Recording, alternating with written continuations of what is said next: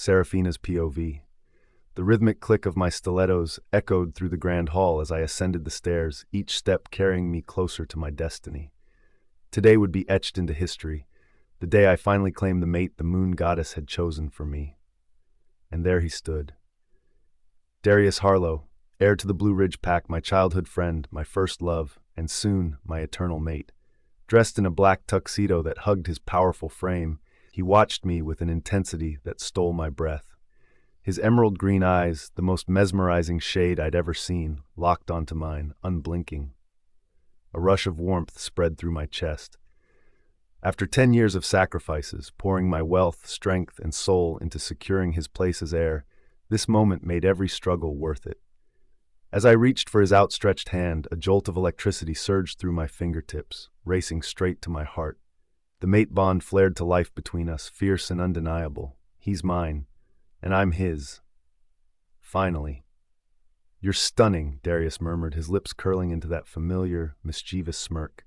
Heat flooded my cheeks, and I bit back a giddy laugh. The ceremony was nothing short of extravagant. Pack members from both territories filled the hall, their cheers vibrating through the air. My parents, Alpha Bastion and Luna Athena, stood proudly beside Darius's parents, of life Alpha Julian and Luna Soraya. Their approving gazes only deepened the joy swelling inside me.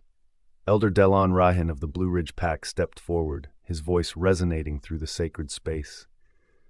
"Under the moonlight, before the spirits of our ancestors, and by the blood of your pack, do you, Darius Harlow, choose this woman as your Luna, your soul-bound mate, and the guardian of your power?" Darius never looked away from me. His grip on my hand tightened as he answered, voice rough with emotion. "With my blood, my soul, and my body, I choose her, today and forever." Tears pricked my eyes, threatening to spill over. Then the elder turned to me. "And you, Seraphina Luminara, do you accept this bond? Will you stand as his mate and protector of the pack he leads?" I inhaled deeply, my heart pounding in sync with Darius's. "With all my heart, I accept. I will be his mate, his strength, and his sanctuary." The hall erupted in cheers, but all I heard was the steady rhythm of Darius's heartbeat, and his whisper, meant only for me. "From this moment on, you are my true mate. You are my home." Then his lips met mine, sealing our bond in front of the world. A single tear slipped free as warmth flooded my chest. I was no longer just Seraphina Luminara. I was Luna of the Blue Ridge Pack, the rightful mate of Alpha Darius Harlow. Joy overflowed in my heart when we returned to our wedding room after the ceremony was over. The wedding suite was a dream, bathed in candlelight, the bed strewn with crimson rose petals. The sweet floral scent was nothing compared to the intoxicating cedar and spice aroma that clung to Darius, making my head spin. "I can't wait any longer, Sarah," Lily, my wolf, purred in my mind. "He's ours now." I sat on the edge of the bed, pulse racing as Darius locked the door behind us. The silence was deafening, my nerves alight with anticipation. "Hey." His voice was soft as he sat beside me, tilting my chin up. "Nervous?" I shook my head, though my traitorous heartbeat betrayed me. "Just adjusting. We were friends for so long, and now we're mates." His thumb brushed my lower lip, sending a shiver down my spine. He leaned in, inhaling deeply. "Vanilla and milk," he murmured. "Your true scent." I laughed, breathless. "And you smell like—" Before I could finish, he pressed a teasing kiss to my cheek. "Thief!" I swatted his chest, giggling as he caught my wrist and pulled me down onto the bed with him. For a moment, everything was perfect. Then he was somehow already on top of me, our gaze locked, and a strong urge to have him completely pulled at my soul.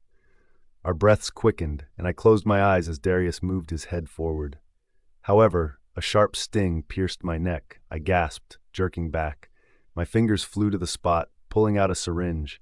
Purplish-green liquid glistened in the dim light. Wolf's bane. My blood turned to ice.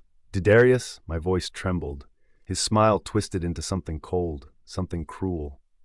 "You owe me a life," he hissed. The poison hit like a blade to the gut. Fire erupted through my veins, seizing my muscles, locking my limbs.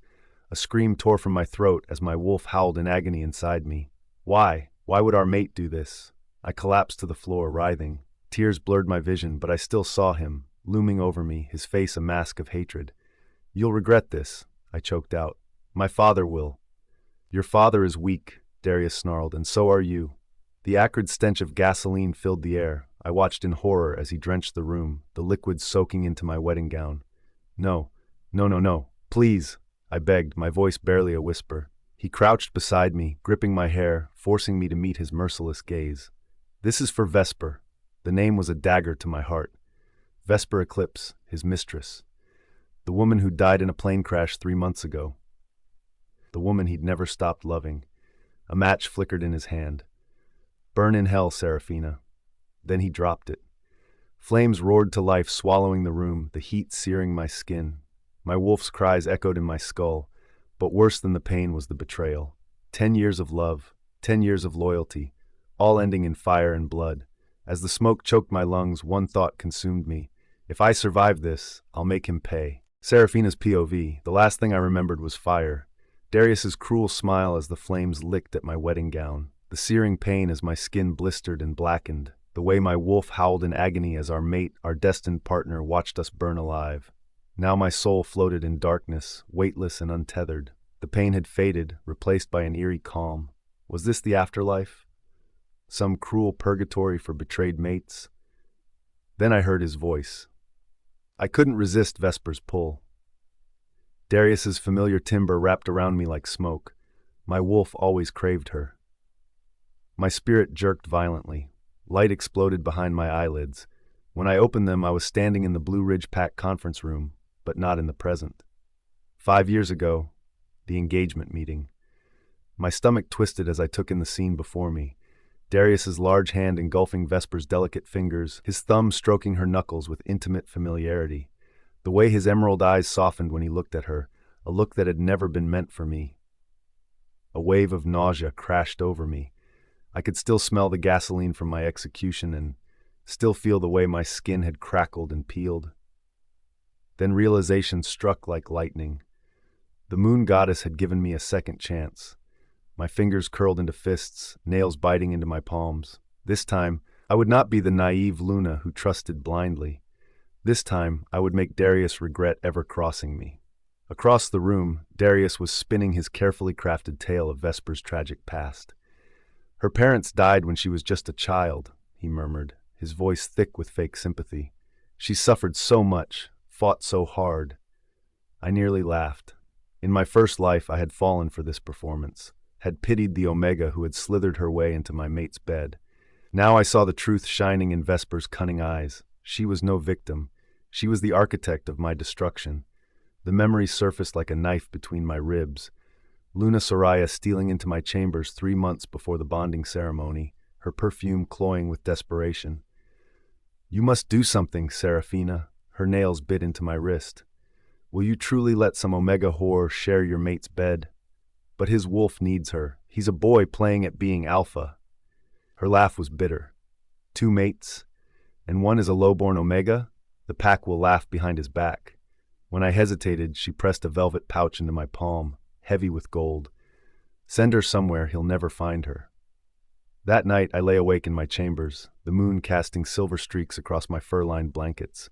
Luna Soraya's words echoed in my mind. You're doing this for your pack, for your future. But the weight in my chest refused to lift. Is this what a Luna does?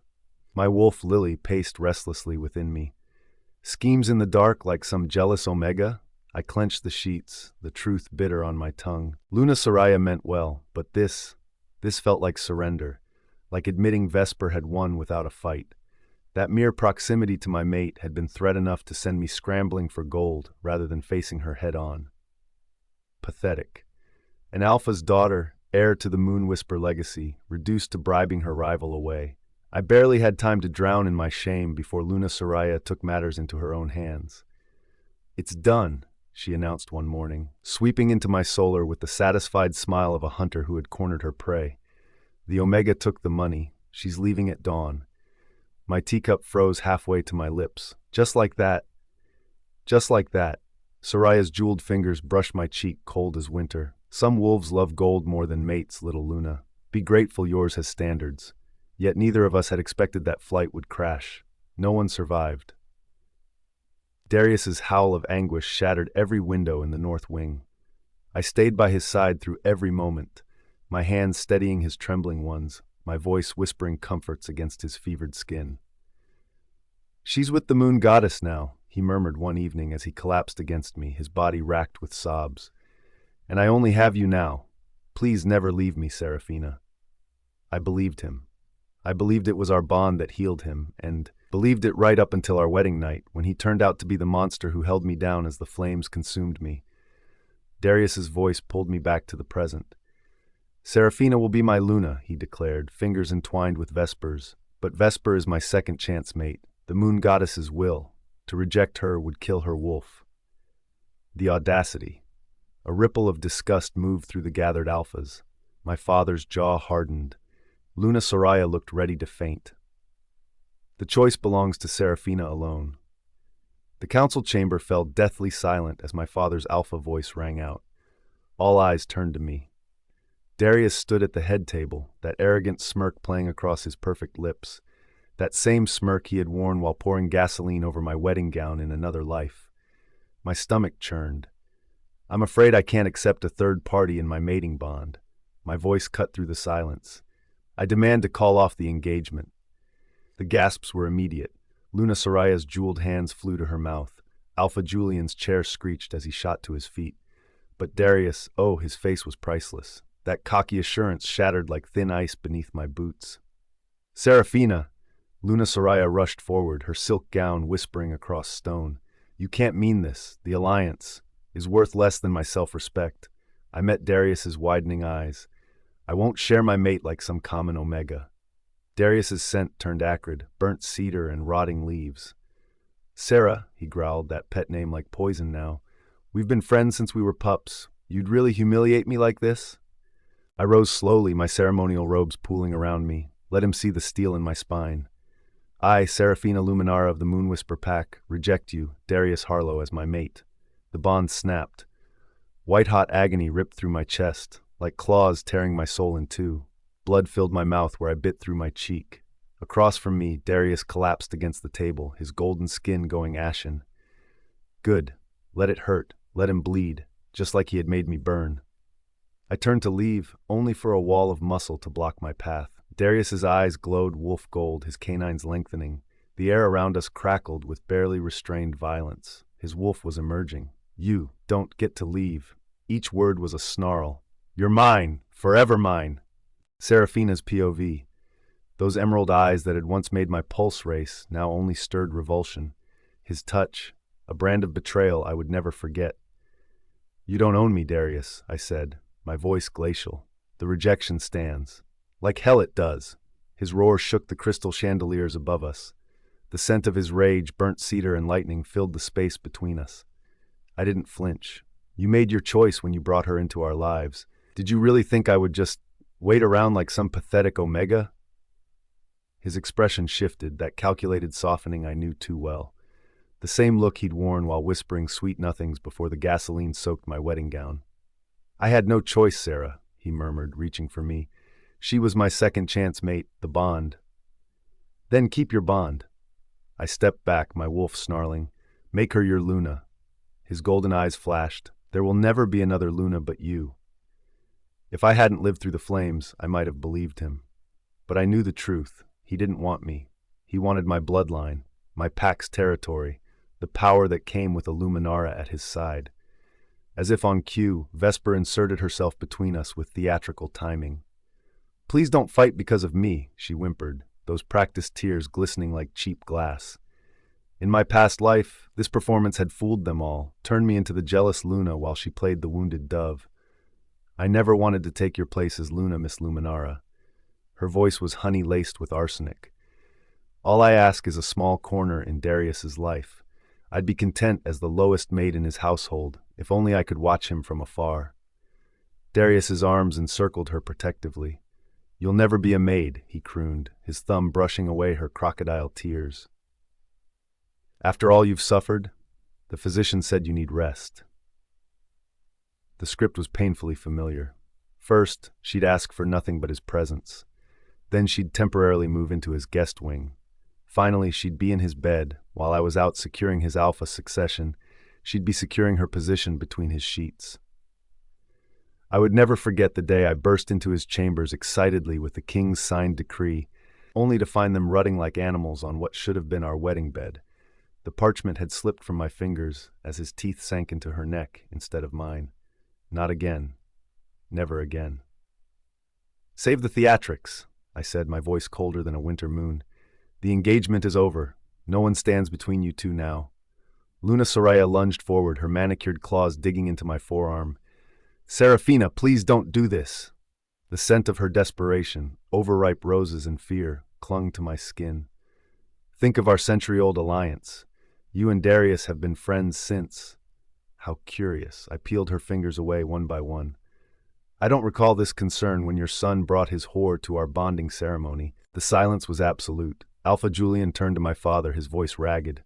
"Bastian, you can't allow this madness." My father didn't even blink. "My daughter speaks with my voice." His alpha power rolled through the hall like thunder, making lesser wolves cower. "The alliance ends today." And Darius, the way his golden boy facade shattered, the raw, unfiltered panic in his eyes, almost made the flames worth enduring. The car ride home was silent, except for the steady hum of the engine. My mother's warm hand closed over mine, her thumb brushing gentle circles across my knuckles. "Are you all right, my darling?" she asked softly. That was all it took. Tears I'd held back for lifetimes came pouring out as I collapsed into her embrace, breathing in her familiar scent, honeysuckle and parchment, the comforting aroma of home. "I'm fine, Mama," I choked out against her shoulder, just feeling foolish for wasting so many years. "You're young, my heart," she murmured, stroking my hair like she had when I was a pup. "This pain will pass." "Damn right it will," Father growled from the driver's seat, his grip tightening on the wheel. "You're a Luminara. You deserve more than some two-timing Alpha's scraps." I clung to them both, their love a balm to my wounded pride. But as we crossed into Moonwhisper territory, I couldn't ignore the mixed reactions from our pack members, some relieved, others clearly worried about the broken alliance. Will rejecting the mating bond affect relations between our packs? I finally voiced the fear gnawing at me. Mother's laughter was like wind chimes. "Have faith in our strength, little wolf. Our pack is far more powerful than you realize." I forced a smile, but memories surfaced unbidden. Darius's systematic weakening of Moonwhisper in my past life, his political maneuvers disguised as romantic overtures. There were threats coming that they couldn't yet imagine. Noticing my tension, Mother cupped my face. "Tell us what's truly troubling you." So I did. The words spilled out in a torrent. The betrayal, the flames, my gruesome death at my own mate's hands. By the time I finished, Father had pulled the car over, his knuckles white on the steering wheel. "I'll skin that bastard alive," he roared, his alpha aura making the windows vibrate. Mother's tears fell silently, her delicate frame shaking with suppressed rage. "Dad, it was just a dream," I lied, swallowing hard. If this was their reaction to a hypothetical, what would they have done seeing my charred corpse in reality? I couldn't imagine. I was here now, I told myself. Alive.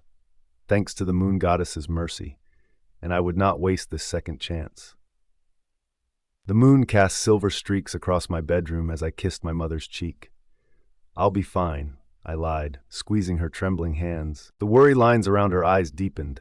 She still saw the little girl who had crawled into her bed after nightmares, not the woman who had survived actual flames. "Remember, we are next to you, always." I nodded, sending her out after giving her another hug. When the door finally clicked shut, I collapsed against it. "Lily?" Silence. The bond between us, usually a vibrant, humming connection, felt frayed and thin. I reached inward, searching the shadowed corners of my mind where my wolf usually waited. When she finally appeared, my breath caught. Gone was the proud, golden-furred beast who had raced through moonlit forests with me. Before me crouched a spectral version of herself, fur dull and patchy, eyes dimmed to pale amber. "Sarah." Her voice was a whisper of wind through dying leaves. "It hurts." A chill ran down my spine. Rejecting Darius hadn't just broken our mating bond. It was killing my wolf. Seraphina's POV. The pain of losing Lily's presence still throbbed in my chest like an open wound. Now my beautiful wolf, my another half, needed to retreat into the deepest recesses of my mind. A hibernation that might have no expiration date. My hands trembled, first with panic, then with reluctant acceptance. She had fought so hard for me. If rest was what she needed, I would guard her slumber like the most precious treasure. Sleep, my brave one. I sent through the fading connection. I'll keep our heart beating until you return. Then a sharp rap of knuckles against my door shattered the silence. I barely had time to wipe my tear-streaked face before the door burst open, revealing a whirlwind of golden curls and floral perfume. Callista Ophelia, my oldest friend and most vocal critic of Darius, swept into the room like a summer storm. "Oh, thank the moon goddess!" She crushed me in a hug so tight that I could feel her rapid heartbeat. "You finally dumped that two-timing bastard." I stiffened. Even now, with the scent of gasoline still haunting my nightmares, part of me flinched at hearing Darius insulted. Callista pulled back, her champagne-colored eyes scanning my face. "Wait, why aren't you celebrating?" She gripped my shoulders. "Sarah, you do realize you just dodged a silver bullet, right?" A humorless laugh escaped me. If only she knew how literal that bullet had been. "I'm fine," I lied, turning toward the window where moonlight painted silver streaks across the floor. "Just tired." Callista's manicured finger hooked my chin, forcing me to meet her gaze. "I've known you since we stole cookies from the packed kitchen at 6 years old. That's your I'm dying inside face." Her words cracked something open in my chest. Before I could stop them, the truth spilled out. Lilies. Fading. The rejection. Callista's expression shifted from playful to deadly serious in a heartbeat. "Okay, new plan." She marched to my closet and began flinging dresses onto the bed. "We're going to the Howling Moon tonight." I blinked. "The bar for werewolves?" "Exactly." She tossed a scandalously short crimson dress at me. "Nothing mends a broken bond like rubbing your freedom in everyone's faces." A wicked grin spread across her lips. "And I heard the Shadowfang Pack's alpha heir just returned from his warrior trials." As she described the mysterious, notoriously single alpha heir, I felt something I hadn't felt in years, a flicker of interest. Not for the stranger, but for the life I could have now. A life without fire, without betrayal, a life where I got to choose. Lily stirred weakly in my mind, her voice a whisper. "Maybe, just for an hour." Callista winked, holding up 2 shot glasses she had somehow produced from her purse. "To new beginnings?" For the first time since my rebirth, I smiled from the heart. The moment we stepped through the frosted glass doors of Howl, the whispers began. Moon whispers rejected Luna. They say she burned her own mating bond. Look at the way she carries herself, like an alpha. Callista squeezed my arm as 3 broad-shouldered warriors materialized from the smoky haze. The tallest, a russet-haired beta with battle scars crisscrossing his neck, leaned in with a wolfish grin. "Care for some company, lovely Luna?" His scent, pine and musk, rolled over me. Callista arched a brow. "Oh, we absolutely. I'm here to drink alone." My tone left no room for negotiation. As Callista disappeared into the VIP section with her new admirers, I claimed a seat at the Moonstone Bar. This wasn't just any shifter den. The gilded wolf-head sconces, the waitstaff's silver cuffs marking high-ranking pack members, even the ice cubes carved like crescent moons screamed elite. Whiskey. Neat. The bartender, a scarred delta with knowing eyes, slid over a tumbler of amber liquid without comment. I downed it in one burning gulp. Another.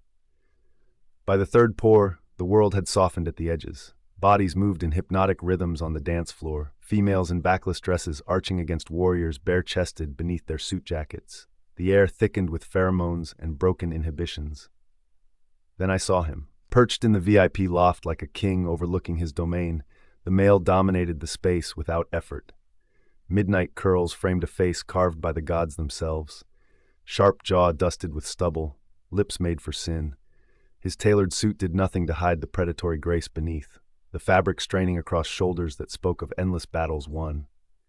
When those storm-gray eyes locked onto mine, time stopped.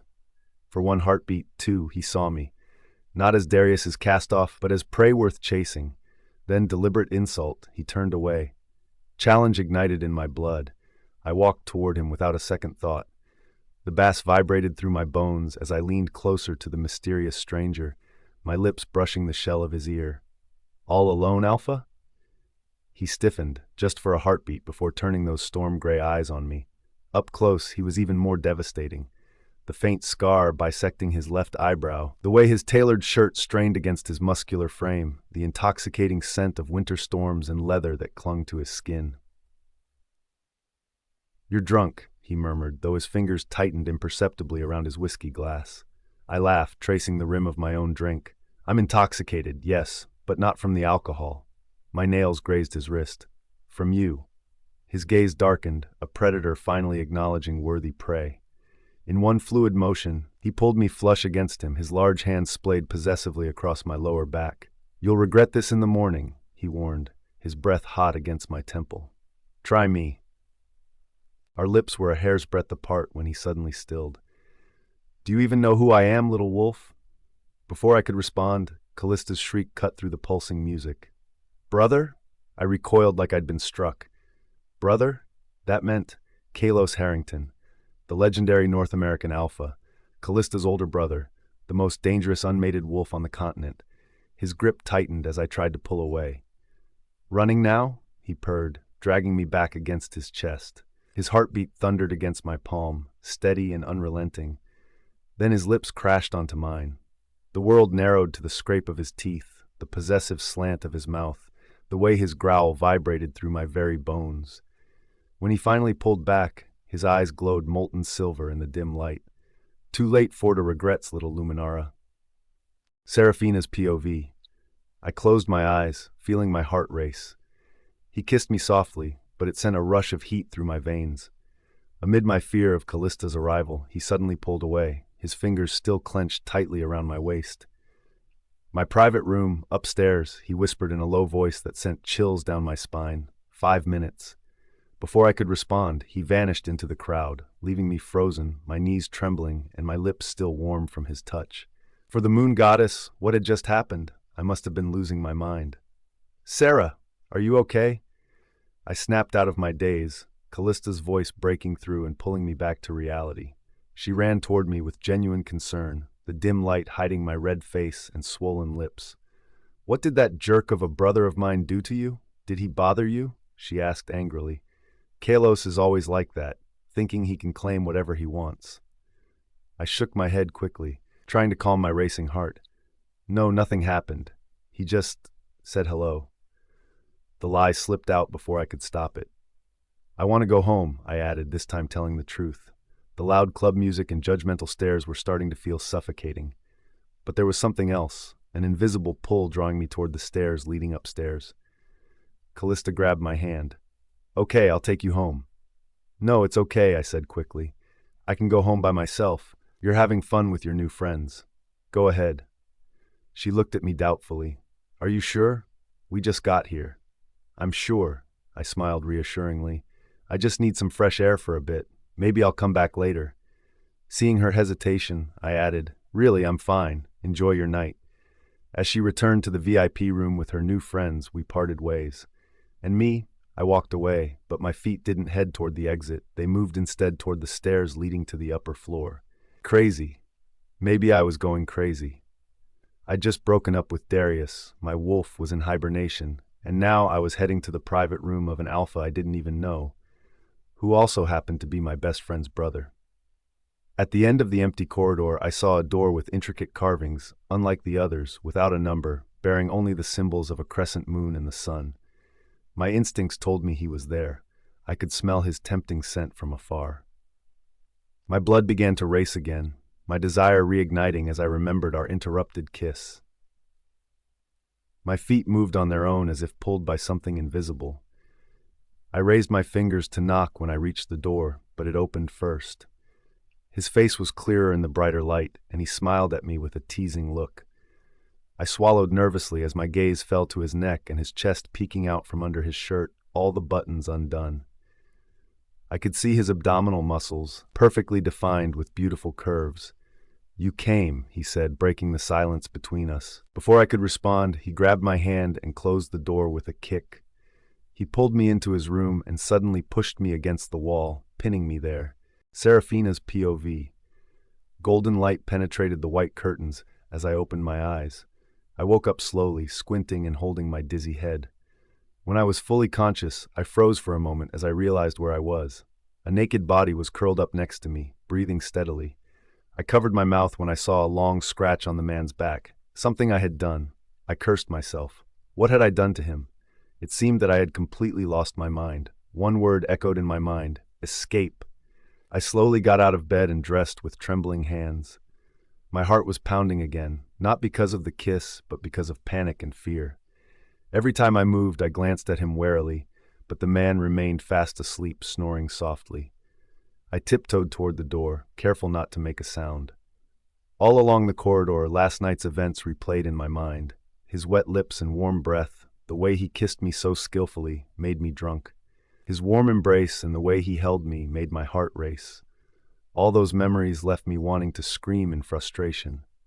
Inside the elevator, I leaned against the cold wall while putting on my shoes. My body was still trembling slightly, but the heat from last night still lingered on my skin. Doubt began creeping in. My body wanted him, but my logic refused. One fact slapped me in the face. I had slept with a stranger, even though he was my best friend's brother. Still, he was someone I hadn't known before. After leaving the Howling Moon building, I hailed a passing taxi. After telling the driver my address, I leaned back and took a deep breath. Relieved, I could finally leave quietly without being noticed. I couldn't imagine what would have happened if Kairos woke up and saw me. I had no idea what would come next. Because he was the Alpha King of North America, a man with immense power, and on top of that, he was the brother of Callista, my best friend. I couldn't do anything but withdraw, keep my distance, disappear from his life, and hope that I would never see him again. Or if he did see me, I hoped he wouldn't recognize me. I didn't want anything to do with someone like Kairos Harrington. He wasn't just anyone. He was an alpha from the most prominent clan in North America, and I had easily given myself to him last night like a desperate madwoman. How embarrassing. Upon arriving home, I glanced around to assess the situation. It was quiet, and this was my chance to sneak into my private room. I hoped no one would see me.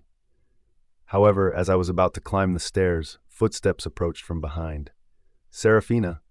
My feet froze in place, my heart pounding so hard that it felt like it was about to jump out of my chest. Damn, it was my mother's voice. I turned slowly, trying my best to smile sweetly at her, but she remained calm, folding her arms across her chest. "Yes, mother," I replied. She looked me up and down, her gaze soft but somehow stern. "Did you have breakfast?" The question came out suddenly, almost making me choke. "I made eggs and beef. Your father is making coffee," she continued. Guilt tightened around my throat like an invisible hand. I had decided to cut ties with Darius, a decision that could affect the relationship between the two clans. But my mother remained kind and didn't ask questions. I knew how I looked: hair messy, lips swollen, and clothes disheveled. That should have been enough to prompt questions like, "Where were you last night?" As I opened my mouth to speak, my rumbling stomach answered for me. My mother smiled at the sound. "I think that's a no," she said, taking my hand and leading me to the kitchen. The scent of coffee and breakfast met me, along with my father sitting at the dining table, reading the newspaper. He glanced up when I entered, raising an eyebrow at my appearance, but didn't comment. That was always my father's way. He believed that grown children had the right to make their own choices, good or bad. "Good morning, my princess," he said, pouring a cup of coffee and pushing it toward me. "Did you sleep well last night?" My face flushed. "Yeah," I muttered, avoiding his gaze as I sat down. My mother placed a plate of breakfast in front of me, and for a moment we all sat in comfortable silence. It was the normality I needed after such a turbulent morning. I ate heartily, my energy completely drained from the events of the night before. Slowly, the tension inside me began to ease. With every bite of breakfast and sip of coffee, I felt calmer. Maybe I was overreacting. Last night was just last night. Kairos had probably forgotten about me the moment he woke up. A man like him never lacked female attention. Maybe I was just one of the many who'd crossed his path. My thoughts were interrupted when my father's face suddenly turned serious. His dark brown eyes, the same as mine, went blank for a moment, a sign he was receiving telepathic communication. "What's wrong?" my mother asked, recognizing the sign immediately. My father, the alpha of the Moon Whisper Pack for over 2 decades, put down his newspaper, his face darkening. "John just sent me a message," he said, referring to our beta. Alpha Julian and his family are on their way here. My heart skipped a beat. Alpha Julian, Darius's father. His family was on their way here. But for what? I thought everything was over, that there was nothing left to discuss. When? My voice caught in my throat, and I had to clear it to continue. When will they arrive? As if answering my question, the doorbell rang. We all fell silent, our eyes darting toward each other.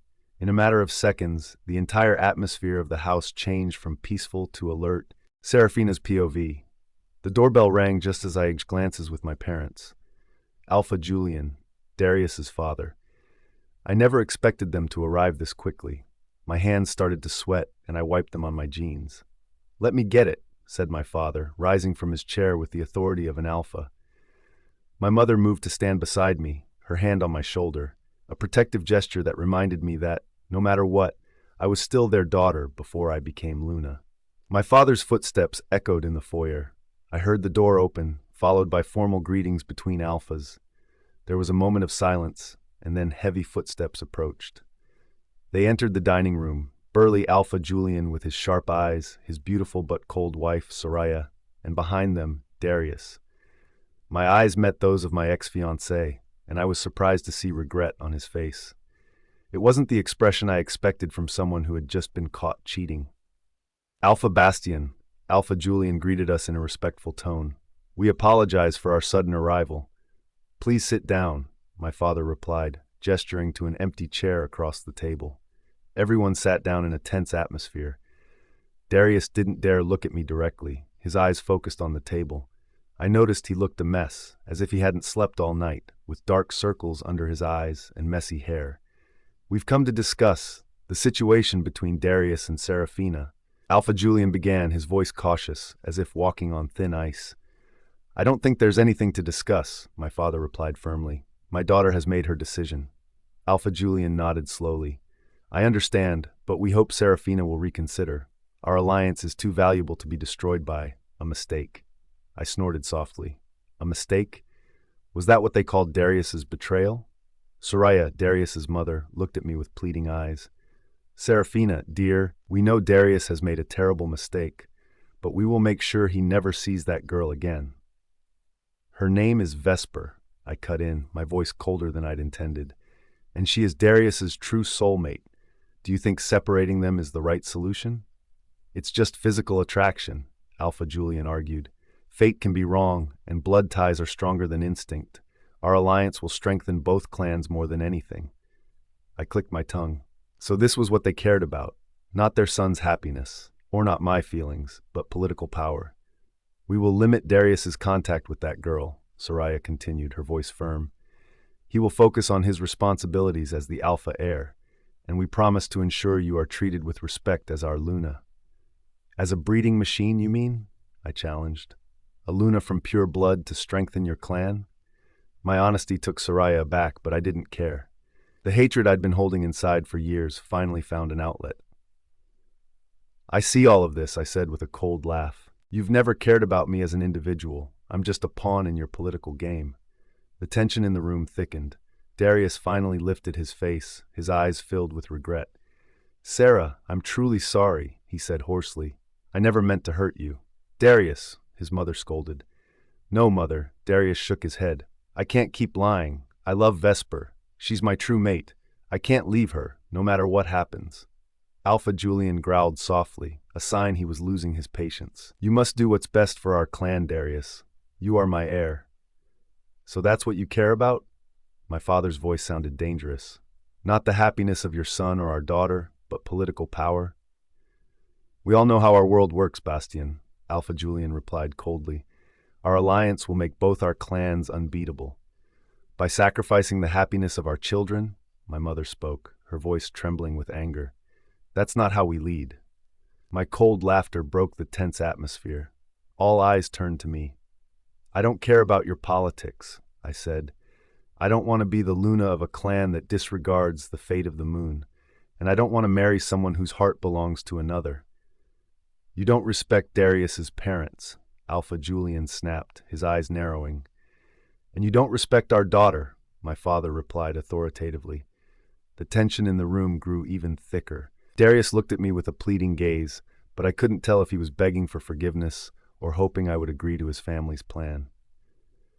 "I think you should leave," my father said finally. "Our daughter has made her choice, and we fully support her." Alpha Julian bit his lip but knew he couldn't defy an alpha on his own territory. He rose slowly, followed by his wife. "Darius," he called in a commanding tone. Darius stood reluctantly, his eyes still on me. "Sarah," he whispered, "forgive me. I didn't mean to hurt you." "Go, Darius," I said in a softer tone than I had imagined. "Live with your true mate. I'll be fine." The family left with an aura of defeat. When the front door closed, I exhaled the breath I hadn't even realized I was holding. It felt like a heavy weight had been lifted from my shoulders. My father returned to the dining room with a satisfied expression.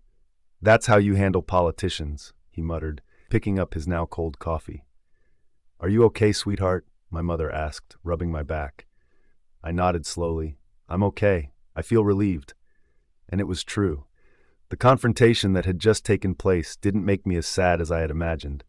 Instead, I felt as though the chains that had bound me for years had finally broken. I was free. My phone rang, breaking the moment of reflection. Callista's name appeared on the screen, and I hesitated a moment before answering. "Hello, Callista," I said in a forced, light tone. "Sarah!" Callista's cheerful voice filled my ears. "How are you? Did you have your meeting last night?" I almost choked. Meeting? She couldn't possibly know about what happened between me and Kairos, could she? "What do you mean?" I asked, trying to sound casual. "Oh, come on. I know you were out last night. Did you meet someone? Who's the lucky guy?" Heat rushed to my face. She didn't know. Of course, she didn't know I had just spent the night with her brother. The image of Kairos sleeping with a scratch on his back flashed through my mind, and I had to fight the strange sensation in my stomach. "No meeting," I replied, trying to change the subject. "Oh, and I've been thinking about staying with the Night Vale pack for a while. Do you think that's a good idea?" "Really? That's a great idea," Callista exclaimed enthusiastically. "You can stay at my house, and you know what's even better? I can introduce you to so many cute guys to help you get over Darius." I smiled at her excitement. "I've already moved on from Darius," I said, partly to please her. "Great. Oh, and don't worry about Kairos. I know he can be a little cold, but he's not always home, busy with his alpha duties. He won't bother you." Hearing Kairos' name made my heart race. The memory of his lips on my skin, his strong hands exploring my body, all of it flooded back into my mind in waves of sensation that warmed me. "He's not very friendly," Callista continued, unaware of my reaction. "But I'm sure he won't make you uncomfortable. Sorry if he was a little rude last night." "He wasn't rude," I muttered without thinking. "Really? That's surprising. He doesn't usually like strangers." I bit my lip, trying to chase away the memory of Kairos' touch that still lingered on my skin. "Callista, I have to go now. I'll call you later to discuss the moving plans." "Sure. Don't forget to pack your things. I can't wait to see you here." After hanging up, I leaned against the wall, closed my eyes, and took a deep breath. What was happening to me? One night with Kairos, and suddenly I couldn't stop thinking about him. It was just the alcohol and the unstable emotions after breaking up with Darius, right? But deep down, I knew it wasn't just the alcohol or emotions. There was something about Kairos, dangerous, mysterious, and incredibly tempting, and now I'd be staying at his place for a while. What had I just done? Seraphina's POV. I threw the last pair of jeans into my suitcase. It felt heavy, but for the first time in days, I felt so light. The decision to stay with the Night Vale pack for a while felt more and more right every time I thought about it. "You don't need to bring so much," my mother said from the doorway. "It's only temporary, remember?" I looked at her with a small smile. "I know, Mom." My mother came closer and gently stroked my hair. Her blue eyes looked at me with a mix of love and worry. "Seraphina, you know you don't have to run away, right? You can stay here. Dad and I will protect you from Julian and Darius." Hearing the name of my former fiancé still felt like a knife stabbing my heart, but it wasn't as painful as it had been a few days ago. I shook my head. "I'm not running away, Mom. I need time to think, to find myself again." I took a deep breath.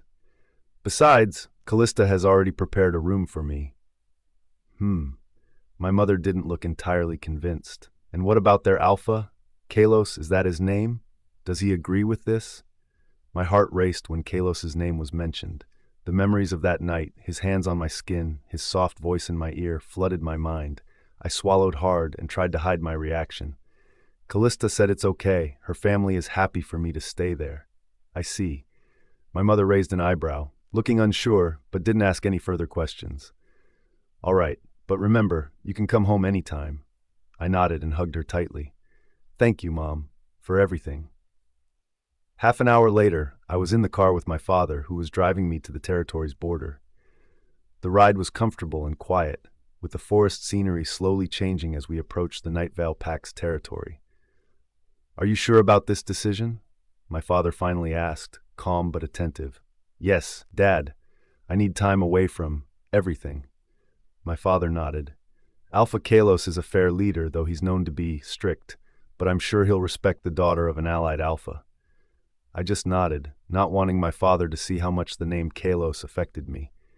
The image of his cold yet passionate blue eyes kept haunting my thoughts. Our car slowed as we approached the small bridge marking the territory's border.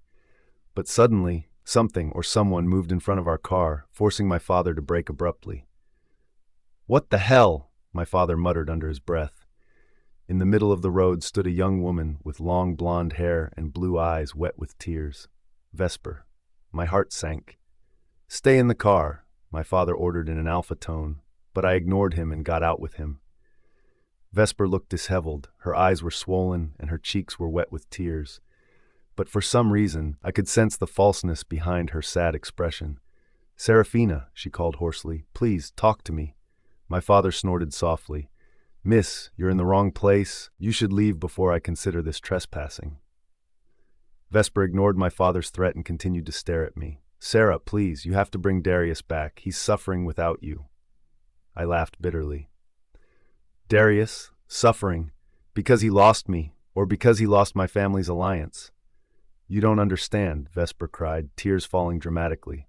"He loves you. He's just influenced by his instincts."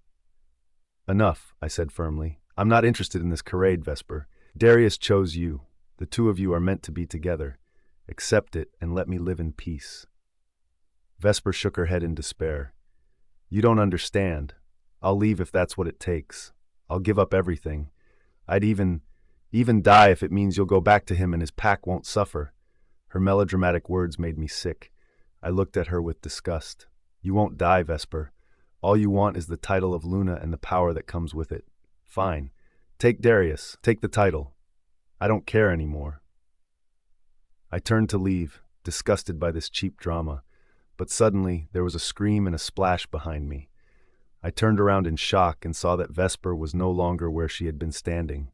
"Help! Help!" A panicked scream came from the river flowing beneath the bridge. "I can't swim!" My father ran toward the bridge, but before he could do anything, a man emerged from the forest.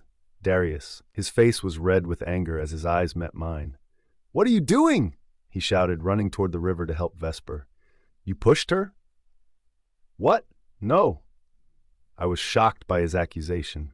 She might have slipped. Darius pulled Vesper, who was soaking wet, to the riverbank, then walked quickly toward me with eyes full of anger. "You set this up, didn't you? To get my attention, and now you're trying to kill my mate?"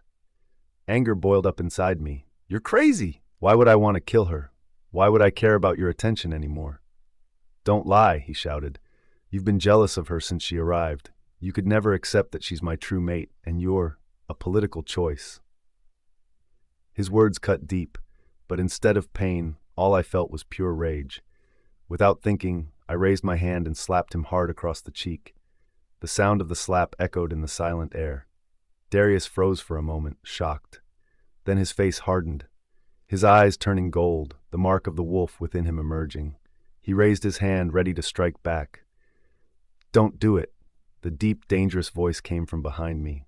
A voice I knew, a voice that made my body tremble, Seraphina's POV. Darius froze.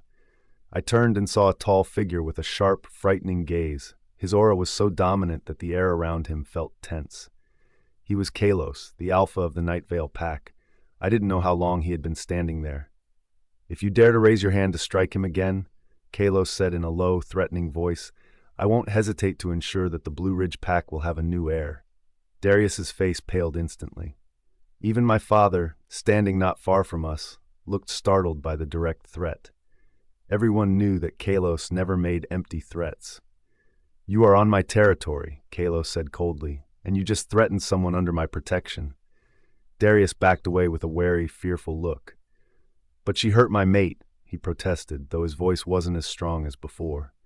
"I didn't see her do anything," Kairos replied calmly, but with a dangerous edge. "All I saw was you trying to attack a woman standing on my territory. That could be considered a declaration of war, you know?"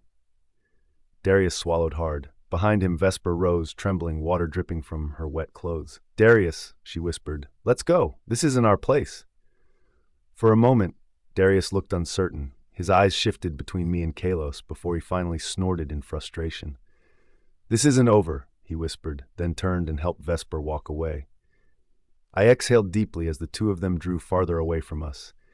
My heart was still pounding wildly. I didn't know if it was from anger, fear, or because of the man who was now standing beside me. "Are you okay?" Kairos asked, his voice still low but now softer. I nodded slightly, doubting my own voice. When I finally dared to look into his eyes, I was a little surprised to see his sincere gaze, not the cold stare of an alpha hungry for honor. "Thank you," I whispered at last. The corners of Kailos's lips lifted, resembling a smile. "Welcome to the Night Vale pack, Seraphina." Amidst the chaos I had just endured, I felt something strange in my chest. Something was moving inside me, making my heart flutter with excitement. "I'm here to take you to the Night Vale pack," Kairos said, his voice softening as he spoke to me. "Callista is very worried about you." I nodded and turned to look at my father. "I'll be fine, father." My father looked at Kairos with a deep expression before finally nodding. "Take care of my daughter, Alpha Kairos." "With my life," Kairos replied with certainty, sending a chill down my spine. After saying goodbye to my father, I followed Kairos to where his car was parked near the bridge. An elegant black Rolls-Royce, of course. Kairos opened the door for me, and as I got in, his scent enveloped me. A mixture of cedar, mint, and something very masculine that was uniquely his. My face flushed as I remembered our last encounter. The touch of his hands, his whispers. "You look nervous," Kairos commented as he got in and sat behind the wheel. His long fingers rested casually on the steering wheel, but his eyes were fixed intensely on me. "I'm fine," I replied, trying to straighten my back and control my racing heart. Kairos drove silently for a moment before finally asking, "Why did you reject him?" The question caught me off guard. "Sorry?" "Darius," Kairos explained, his eyes still fixed on the road ahead. "He found his true love, but you're still engaged. Most people would have held on to their position, especially Luna's, who was promised to him, but you let him go." Under his intense gaze, I struggled to find a reasonable excuse. I wasn't ready to share about my rebirth, about how I had suddenly awakened with memories of my previous life and the knowledge that Darius would betray me. "I didn't love him," I finally replied, choosing half the truth. "And I don't want to be tied to someone who loves someone else." Kairos nodded slowly. "A wise decision, though not an easy one. You are stronger than you think, Seraphina." The compliment felt warm in my chest. The afternoon sun streamed through the window and illuminated Kailos's face, highlighting his strong jaw and lips, which were now curved into a faint smile. "In my kingdom," Kairos said suddenly, "no one will hurt you. You are under my protection now." Something in the way he said it, a promise, a claim, made my entire body tremble. I knew what he wanted. I could feel it in the way he looked at me. "Kitten," he called softly, and his voice sent a shiver down my spine. "You know I want you, don't you? As my mate." My heart stopped for a moment. "I can't," I whispered. "Not now. I'm still traumatized." Kairos nodded, not pushing further. "I can wait," he said, his voice full of conviction. "Forever, if I have to." Our car turned onto a smaller road surrounded by tall, lush trees. The atmosphere inside the car grew more intense as silence enveloped us. "Are you afraid of me?" Kairos asked suddenly, leaning closer to me. The scent of his masculine body grew stronger, making me dizzy. "No," I answered quickly, too quickly. Kairos chuckled, his voice deep and teasing. "Your heart is beating very fast, Seraphina. I can hear it." My face flushed. "It's because what?" he asked in a low voice, leaning closer until his breath brushed my ear. Don't worry, kitten. I won't eat you. He paused for a moment, then added in an almost whisper, unless you want me to. His words made my whole body feel hot. I turned away, hiding my face, which must have been as red as a tomato. We're here, Kairos said, saving me from responding to that temptation. Our car stopped in front of a magnificent modern building surrounded by tall trees. Several group members were busy around the area, and I saw Callista running towards us with a beaming smile. Seraphina, she exclaimed, pulling me into a tight hug as soon as I exited the car. I'm so glad you came. I returned her hug warmly, grateful for her warm welcome. Thank you for inviting me, Cal. Oh, you have to meet Beta Archer, Callista said, pulling my arm and pointing toward a tall, dark-haired man walking toward us. Archer, this is Seraphina. Beta Archer smiled warmly and nodded respectfully. Welcome to the Nightvale Pack, Seraphina. We've heard a lot about you. Hopefully good things, I replied nervously. Of course, Callista interrupted. Oh, and you have to come to our movie night tonight. We're watching a horror movie, and you can meet the others. With enthusiasm, Callista kept talking while Archer looked at her gently. Soon, Callista turned to Archer. Come on, Archer, we need to prepare the room for movie night, she said, then turned to me.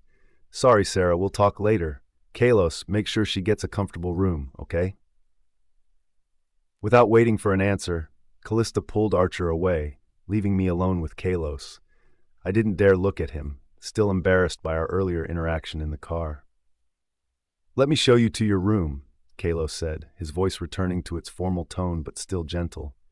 He led me to the clan's main house, walking slowly to match my pace. The interior was elegant and modern, with classic touches that gave it a luxurious yet comfortable feel. Your room is upstairs, Kairos said, pointing to the wide, curved staircase. Next to Callista's room. We walked in awkward silence through the corridor decorated with beautiful paintings until we finally stopped in front of a carved wooden door. This is your room, Kairos said, opening the door and motioning for me to enter first.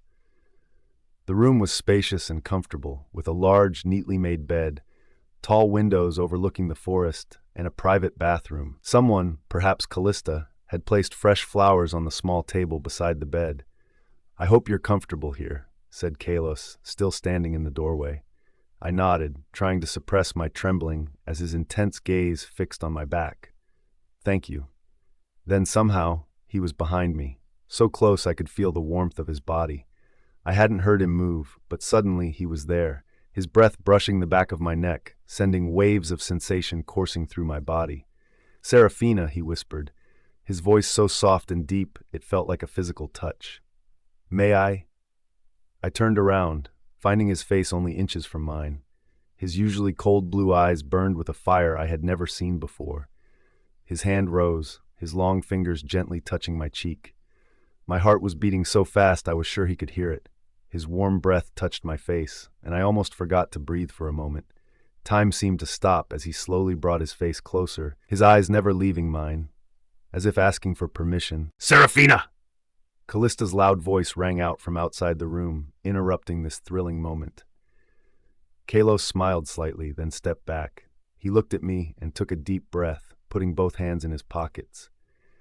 You'd better go downstairs, he said. Callista won't stop calling you. I could only nod without speaking. My tongue suddenly felt numb and my throat was dry. I was still in shock from what had just happened. As I was about to leave, Kairos grabbed my hand and made me freeze again. Then I felt his chest press against my back, followed by his breath in my ear. We'll continue later, kitten, he whispered, sending a shiver down my spine.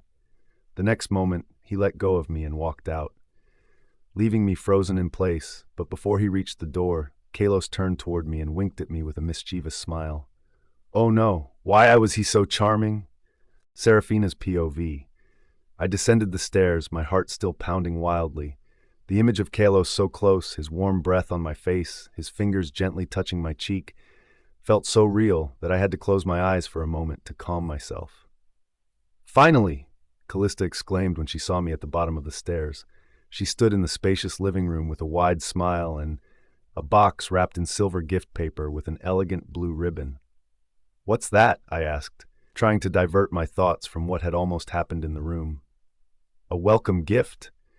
Callista handed me the box enthusiastically. Come on, open it! I carefully unwrapped it and found an emerald green silk scarf with beautiful silver ornaments at the ends, the emblem of the Night Vale Pack, a wolf howling under the moon. Callista, this is so beautiful, I whispered, running my fingers over the soft silk. Do you like it? I had it specially made to match your favorite color, she said, squeezing my hand warmly. Oh, and there's something I want to ask you. I raised my eyebrows, waiting. Jenny, you remember Jenny, right? My childhood friend. She's having a birthday party next week at her family's mansion. You have to come. For some reason, the thought of meeting strangers in the middle of my mess didn't sound appealing. The possibility of running into Kairos at a social event made my heart race, and I wasn't sure it was from excitement. I'm not sure, Cal. Please, Callista pleaded. You need to socialize to heal from all that drama, and Jenny's parties are always fun. There'll be dancing, live music, and delicious food. I don't even have a dress appropriate for a party, I protested weakly. Callista's eyes lit up. That's not a problem. We'll go shopping tomorrow. The Night Vale Pack has the best clothing boutique in the area. For a moment, I hesitated. Going to the party meant interacting with many members of the Night Vale Pack, including Kairos. But on the other hand, maybe this was a good opportunity to take my mind off all this confusion and Kailos's intense presence. All right, I finally gave in, making Callista jump excitedly. Perfect! We'll find the most beautiful dress for you. Now let's pick a movie. The next day, Callista dragged me to a luxurious boutique in the heart of Night Vale Pack territory. The Victorian-style building, with its opulent interior, was filled with designer clothes that left me in awe. How can they have all this in the middle of the forest? I whispered to Callista as I looked at the stunning collection of evening gowns. Our pack has close ties with many famous designers, Callista explained as she pulled dresses off the rack. Some of them are even werewolves themselves. I nodded, amazed by the opulence I never expected to find in a werewolf community known for its simpler, more traditional lifestyle. My eyes were drawn to a dark emerald green dress hanging in the corner of the room. Without realizing it, I stepped toward it and touched the soft fabric, high-quality satin and lace with an elegant, feminine cut. It's perfect, I whispered, imagining myself wearing it. You have to try it on, Callista exclaimed. But a cold and arrogant voice echoed behind me before I could take it. I can't believe they're letting anyone into this boutique now. I turned and saw a young woman with golden blonde hair and sharp brown eyes. She was surrounded by 3 other girls who looked like her loyal followers. From how she stood and her dominant aura, I could tell she wasn't an ordinary member of this pack. Rachel, Callista murmured beside me, her tone suddenly tense. Seraphina, Rachel said, pronouncing my name as if it were disgusting. The newcomer from the small pack I don't even know. I hear your fiancé just dumped you? I felt my blood boil, but I forced myself to stay calm. And you must be Rachel, the daughter of the Beta Night Vale Pack, I replied calmly.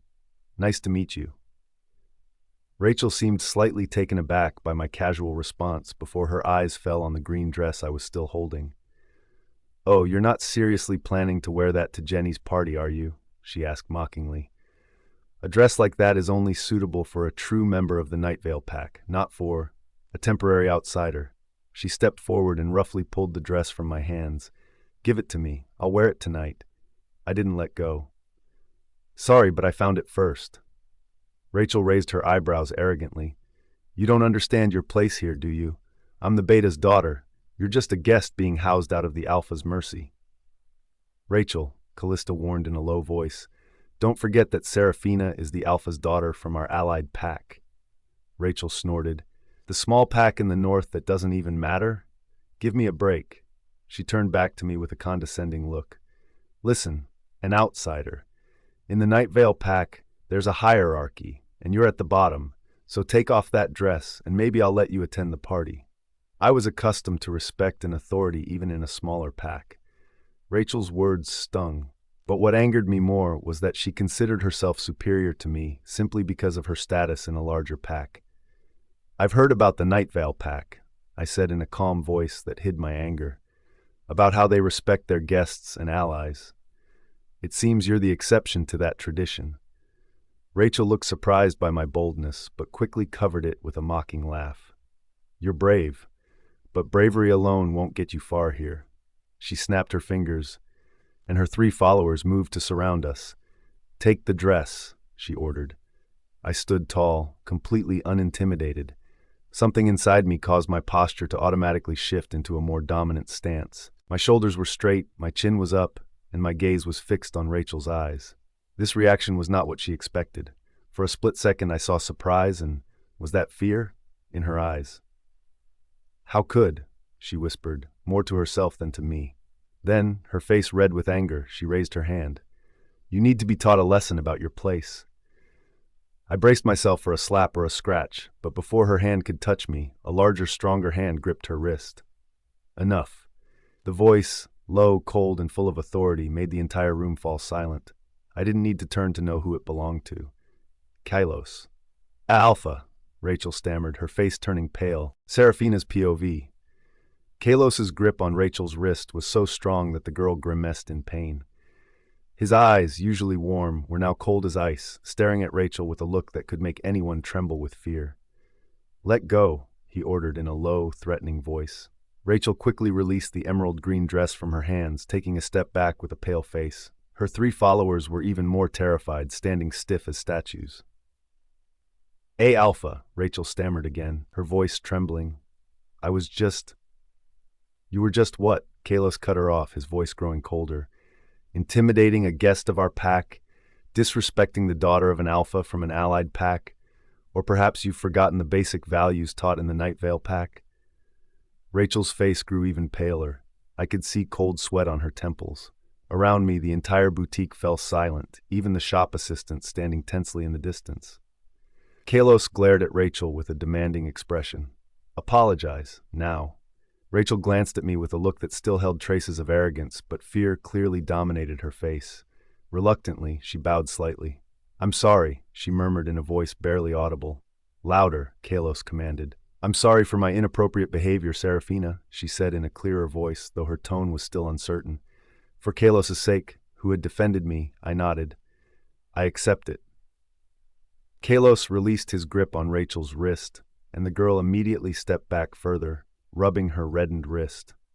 Go, Kairos said calmly but firmly, and don't let me hear you bothering Seraphina again. Rachel and her 3 followers hurried out of the boutique, leaving the tense atmosphere behind. I had planned to continue shopping for dresses with Callista, but Kairos turned to me with a softer expression. There's no need to look for a dress anymore, he said. I've already prepared something suitable for you. I was stunned. Kairos had picked out a dress for me. How could someone as busy as the Alpha have thought of something like that? You picked out a dress for me? I asked, unable to hide the surprise in my voice. The dress will be delivered to your room later, he replied briefly, then turned to leave. Make sure you attend Jenny's party. Before I could react or say thank you, he had already stepped out of the boutique, leaving me and Callista in confusion. Oh my gosh, Callista whispered after Kairos disappeared. I can't believe what just happened. After he left, Callista and I headed to the jewelry section, trying to forget the drama that had just unfolded. As I walked past the stunning displays, my mind kept drifting back to the image of Kairos standing in front of the dress rack, furrowing his brow as he considered the colors and styles that might suit me. The vision was so sweet and unexpected that I found myself smiling without realizing it. What are you thinking about? Callista asked, watching me with a meaningful smile. I snapped out of my reverie. Nothing, I replied quickly, trying to hide the blush on my cheeks. Which necklace do you think would look best on me? But Callista wasn't easily distracted.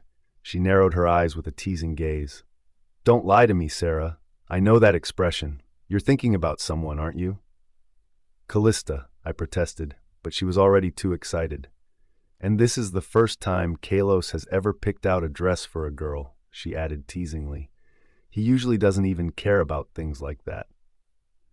The words first time made my heart flutter. For some reason, knowing that I was the first girl to receive such attention from Kairos made me feel special.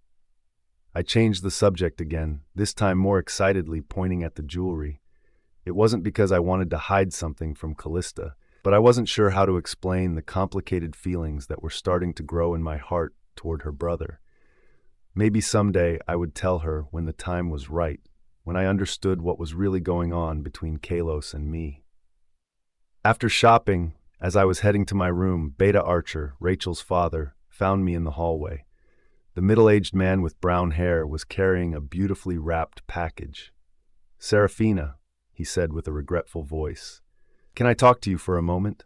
I nodded, though I felt a little nervous inside. "I want to apologize for Rachel's behavior today," he said, handing me the package. "As her father and as the beta of this pack, I feel I have failed to discipline her properly. Her behavior is unacceptable for a member of the Nightvale pack. This is a small gift as a token of my apology," he continued. "I hope you can forgive my daughter's mistake." I accepted the package politely. "I understand, Beta Archer. Thank you for your concern." He nodded in relief before excusing himself and leaving me alone in the hallway. Back in my room, I couldn't wait to open both packages, one from Kairos and another from Beta Archer. I decided to open Kailos's first. Inside was a champagne-colored dress, and it was so beautiful that my breath was took away. The crystals sewn by hand sparkled under the light of the room, creating an effect like little stars. The dress was elegant, yet not overly so, with a cut that would surely fit my body perfectly. Unable to resist, I immediately tried it on. It fit perfectly as if it had been made just for me. But there was one problem. I couldn't reach the zipper at the back. I struggled alone for several minutes, twisting my arms in a futile attempt to reach the stubborn zipper. Then, the door to my room opened without a knock. I assumed it was one of the Omega servants who usually helped out, so I didn't turn around and just said casually, "Can you help me with the zipper?" But there was silence. I waited for a moment, then turned around in confusion, and my heart nearly stopped. Standing in the doorway wasn't an Omega servant. It was Kairos. His dark eyes stared at me with such intensity that I could barely breathe. He stood motionless as if frozen by the sight before him, me in my beautiful champagne-colored dress, my hair flowing freely, and my face surely flushed with embarrassment. "Kairos," I whispered, my voice barely audible, Seraphina's POV. I felt the wind brushing against my skin, making my blood rush. I knew he was observing every inch of my body, or perhaps imagining something in his mind. His sharp gaze seemed to peel me apart, making my heart race at an alarming speed. I didn't hear you knock," I said, my voice trembling, a cold sensation touching my skin. "Yes, I didn't knock," he said in a heavy voice, and I could hear his breath catch slightly. He walked in and closed the door slowly, as if not wanting to make a sound. "I wanted to see if the dress fits you comfortably." I swallowed hard. It wasn't the dress that made me uncomfortable, but his wild stare, like a wolf looking at its prey. "I can help you," he said, motioning with his fingers for me to turn around. But before I could finish, Kairos' warm hands were on my shoulders, turning me around himself without waiting for me. I stood stiffly, waiting for the sensation of his hands. No, I must be crazy. Why did I want and long for his touch? I must be insane. I bit my lip as my heart pounded loudly. Kairos moved carefully, full of tenderness. He slowly unzipped my dress, as if trying to slow down time. In a matter of seconds, I felt time stop, especially when I felt Kairos' warm breath brush against my back. It left me feeling awkward and paralyzed. "That's enough," he whispered in my ear, which was already burning. I couldn't move, even though he had finished, because he didn't move away. He was still there. He was wicked. I moved away from him, putting distance between us. If I hadn't, who knows if we'd have been able to stop ourselves. "Thank you, you can go," I said, still stuttering. However, instead of leaving, he smiled with an expression that was impossible to read. He looked me up and down, then back up again, stopping at my eyes. "That dress looks perfect," he said, his voice deep and seductive, every word slow. My eyes widened in shock at his blunt words, my cheeks burning red, my face surely like a boiled crab. I shot him a sharp look. "Kairos, you can't." I started to protest, stepping back, desperate to create more distance, but the long hem of my dress caught on my foot. I fell backward, but Kairos caught me quickly, and somehow we ended up on the floor, with me on top of him, hugging each other, our breaths hot and tangled. The position was incredibly awkward. I tried to get up, but Kairos pulled me back, making me fall again into his embrace. He hugged me tightly. He wouldn't let go. I stared into his eyes, but he just smiled instead of feeling guilty. "Oh, goddess! Did you fall on top of me on purpose?" he asked with a mischievous smile, his voice hoarse and full of dangerous excitement. "No," I protested, knowing how ridiculous I must have looked. "It was an accident." Kairos didn't believe me. He chuckled, continuing to hold my hand. I tried to move away, desperate to get up and leave, but his strength overpowered mine. Every time I pushed against his chest, I just fell back into his arms. Every time our chests touched, I became even more aware of how close I was to him. We were in a very intimate and charged position. Being on top of a man as handsome as Kairos, what girl could resist? Suddenly, Kairos grabbed both my cheeks and pulled me down. He kissed my lips, not just any kiss, but a soft one that made me feel like my soul was melting away. Butterflies fluttered inside me. The sensation was strange, but I wanted it. My defenses finally broke. I could no longer hold myself back. Damn it. Why does it feel so intoxicating? I'm addicted to his charm. I wanted him, but something snapped me back to reality when I heard a familiar voice. "Sarah! Kairos, come down for dinner!" Callista's loud voice stopped us, and for a moment we both froze, still entangled. Kairos sighed reluctantly, his eyes locked on my face, which felt as hot as fire. I could feel his heart beating in his chest, and the frustration of his unfulfilled desire. "We've been called. You and I need to go downstairs. Callista must be waiting for us," I said, and he nodded. "You go down first. I'll be right there." To avoid Callista's suspicion, I quickly changed my clothes and went to the dining room first, trying to compose myself and act normal. A few minutes later, Kairos appeared, calm and collected, as if nothing had happened, as if he hadn't just kissed me until I was breathless. Dinner proceeded normally until Callista furrowed her brow and looked at her brother with curiosity. "Kairos," she said, tilting her head, "why are your lips so red?" The question almost made me choke on my food. My heart nearly stopped. Kairos glanced at me, and in total panic, I reflexively kicked him under the table, hoping to warn or distract him. But his reaction was much quicker than I thought. With a smooth and calculated motion, he grabbed my ankle and held it under the table, his fingers teasing my skin as if it were the most natural thing in the world. "Maybe it's because the food is spicy," he replied casually to Callista, his fingers pressing my ankle slowly, sending shivers up my leg. I nearly dropped my fork. The constant touch of his fingers shattered my concentration. Every subtle movement was a dangerous game, making it difficult to breathe, let alone act casual in front of Callista. "Spicy?"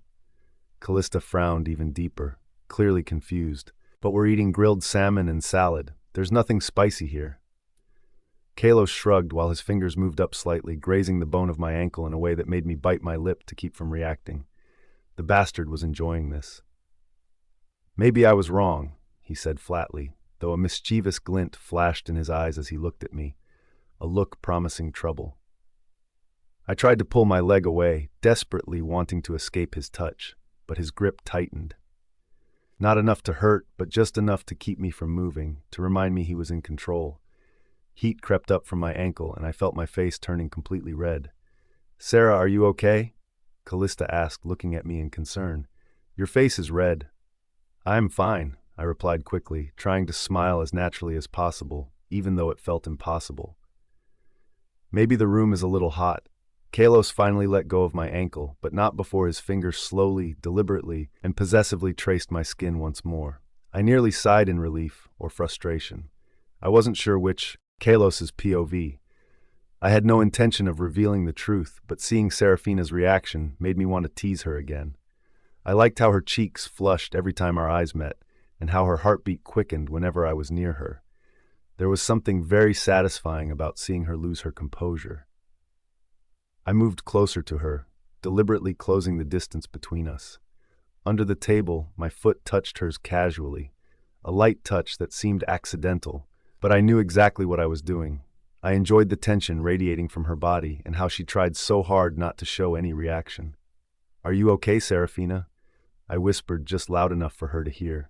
"You look tense." Her eyes widened, and I could smell her. The scent of her arousal was beginning to fill the air. The wolf inside me shifted restlessly, growling in my head for her. She was ours. Take her now. I wanted her too. The scent of her body was intoxicating, like wild flowers and summer rain with a touch of honey. Nothing had ever aroused such a strong reaction in me, not even my ex-girlfriend. Dinner felt like sweet torture. Every time I touched her, our arms brushing as we reached for bread, my fingers deliberately sweeping the back of her hand as I handed her a drink, I could feel her body tense. She wanted me as much as I wanted her, but she fought those feelings fiercely. When dinner finally ended, Seraphina stood up and ran as fast as she could, nearly tripping over her feet. My eyes followed her movements, enjoying the grace of her steps despite her haste. "Follow her! She's ours!" The wolf inside my head growled with passion. I snorted. "You know I'll do it." I waited a few minutes before following her scent. Every step I took was filled with caution. The wolf inside me was almost running, wanting to see her again. It didn't take long to reach her door. I stood for a moment, enjoying the sweet scent wafting through the wooden door. Her warm, inviting scent enveloped me, making me and the wolf inside me burn with desire. "We have to have her," the wolf inside me urged. "She's ours." My hand rose, ready to knock, no, to push the door open. I knew she wouldn't lock the door. Suddenly, my phone rang loudly, breaking the silence. Cursing under my breath, I pulled the phone out of my pocket, Mark's number, my old friend and alpha of the Stoneheart pack. "What?" I answered harshly.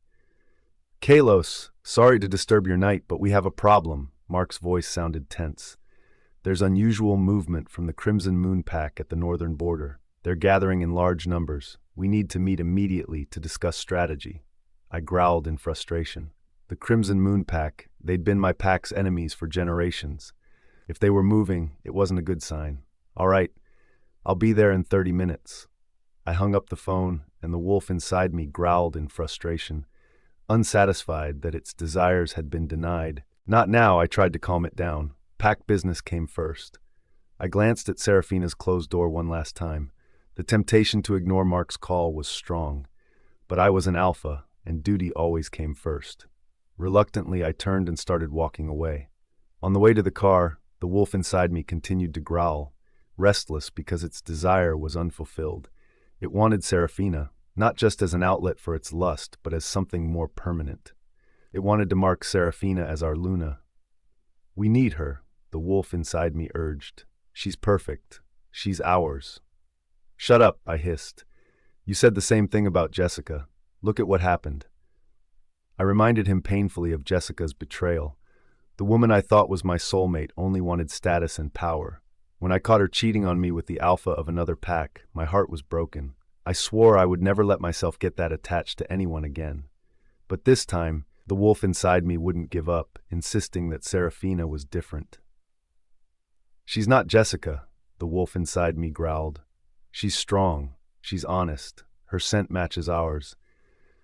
I couldn't convince him, so I pushed him to the farthest corner of my mind as the car sped through the night. But even though I was focused on pack matters, my thoughts and senses were still filled with Seraphina. When I arrived at the meeting place, Mark was already waiting with a serious expression. But my mind was still on Seraphina in her room, and what might have happened if my phone hadn't rung. I knew I had to be careful. Seraphina had the power to destroy me, not physically, but emotionally. And I wasn't sure if I was ready to take that risk again. But as Mark began talking about the approaching threat, the wolf inside me kept whispering one name in my mind: Seraphina, Seraphina, Seraphina. And for the first time in years, I started to think, maybe, just maybe, that finding a true partner was worth fighting for despite all the risks. Kairos' POV. Mark's gaze suddenly narrowed as he studied my face, and a mischievous grin appeared. Wow, he said, sniffing the air dramatically. "You smell like a female wolf, and not just any female wolf. There's something special here." I ignored his teasing and got straight to the point. "Tell me about the Crimson Moon Pack's movements." Mark's expression turned serious in an instant. He took a map out of his bag and spread it on the old wooden table. "This is worrying, Kairos. The Crimson Moon Pack isn't moving alone. They appear to be in contact with the Blue Ridge Pack." My blood froze. The Blue Ridge Pack, where Darius was. Seraphina's former fiancé who had broken her heart. The wolf inside me went on high alert, growling in warning. "What do they want?" I asked, my voice lower and more dangerous. "It's unclear, but an alliance between the two packs isn't a good sign. They might be planning something big." Mark stared at me intently. "You know what this means, don't you? If they unite, their strength will surpass ours." My mind immediately drifted to Seraphina. Did she know about this? Did she need to be told that her former fiancé might be involved in something dangerous? Part of me wanted to protect her from this painful information, but another part knew she had a right to know. As we continued to discuss strategy, I noticed a beautiful female wolf sitting in the corner of the room, looking at me with a seductive gaze. She moved gracefully, trying to draw my attention with a sweet smile and calculated body movements. Usually, I might have been interested, but tonight, I felt nothing. My mind was filled with Seraphina, her sweet scent, the way she reacted to my touch, and how she had run from the dinner table as if I were a fire that would burn her. Mark noticed the distraction. He followed my gaze and chuckled. "You didn't even notice, Lydia," he said, nodding toward the female wolf. "You usually at least smile or say hello. You must be in love with someone." I didn't answer, but my mind drifted back to the moments I'd spent with Seraphina. How she acted as if she didn't want anything to do with me, yet her body reacted so strongly every time I touched her. The contradiction was driving me crazy. What did she really feel? What did she think of me? "She's complicated," I muttered without thinking. Mark grinned widely. "Ah, so there's someone. And she's complicated. That usually means she's worth fighting for." I glared at Mark, and he raised his hands in surrender. All right, back to pack business." But even as we continued discussing strategy, part of my mind kept wondering what Seraphina was doing in her room. Was she thinking about me the way I was thinking about her? Seraphina's POV. That dinner had completely thrown me off. Every touch from Kairos, every glance, and every whisper of his voice had made me almost lose control. I sat on the edge of the bed, still breathing heavily. What was happening to me? I wasn't an easily aroused teenager. I was a grown woman who had been heartbroken and promised herself she would never be easily charmed again. But Kairos, he was different. There was something about the way he looked at me, the way he touched me with such confidence yet gentleness. The wolf inside me growled with desire, urging me to surrender to what I was feeling. The tension that had built up throughout dinner finally released in waves of pleasure that made me bite my lip to hold back a moan. My body trembled, and for a moment I felt relieved. But then guilt struck. I had just fantasized about a man I didn't even know very well, a man who was probably playing with me, a man who probably had a hidden agenda. Exhaustion finally overcame the turmoil in my mind, and I fell asleep with Kailos's name still ringing in my ears.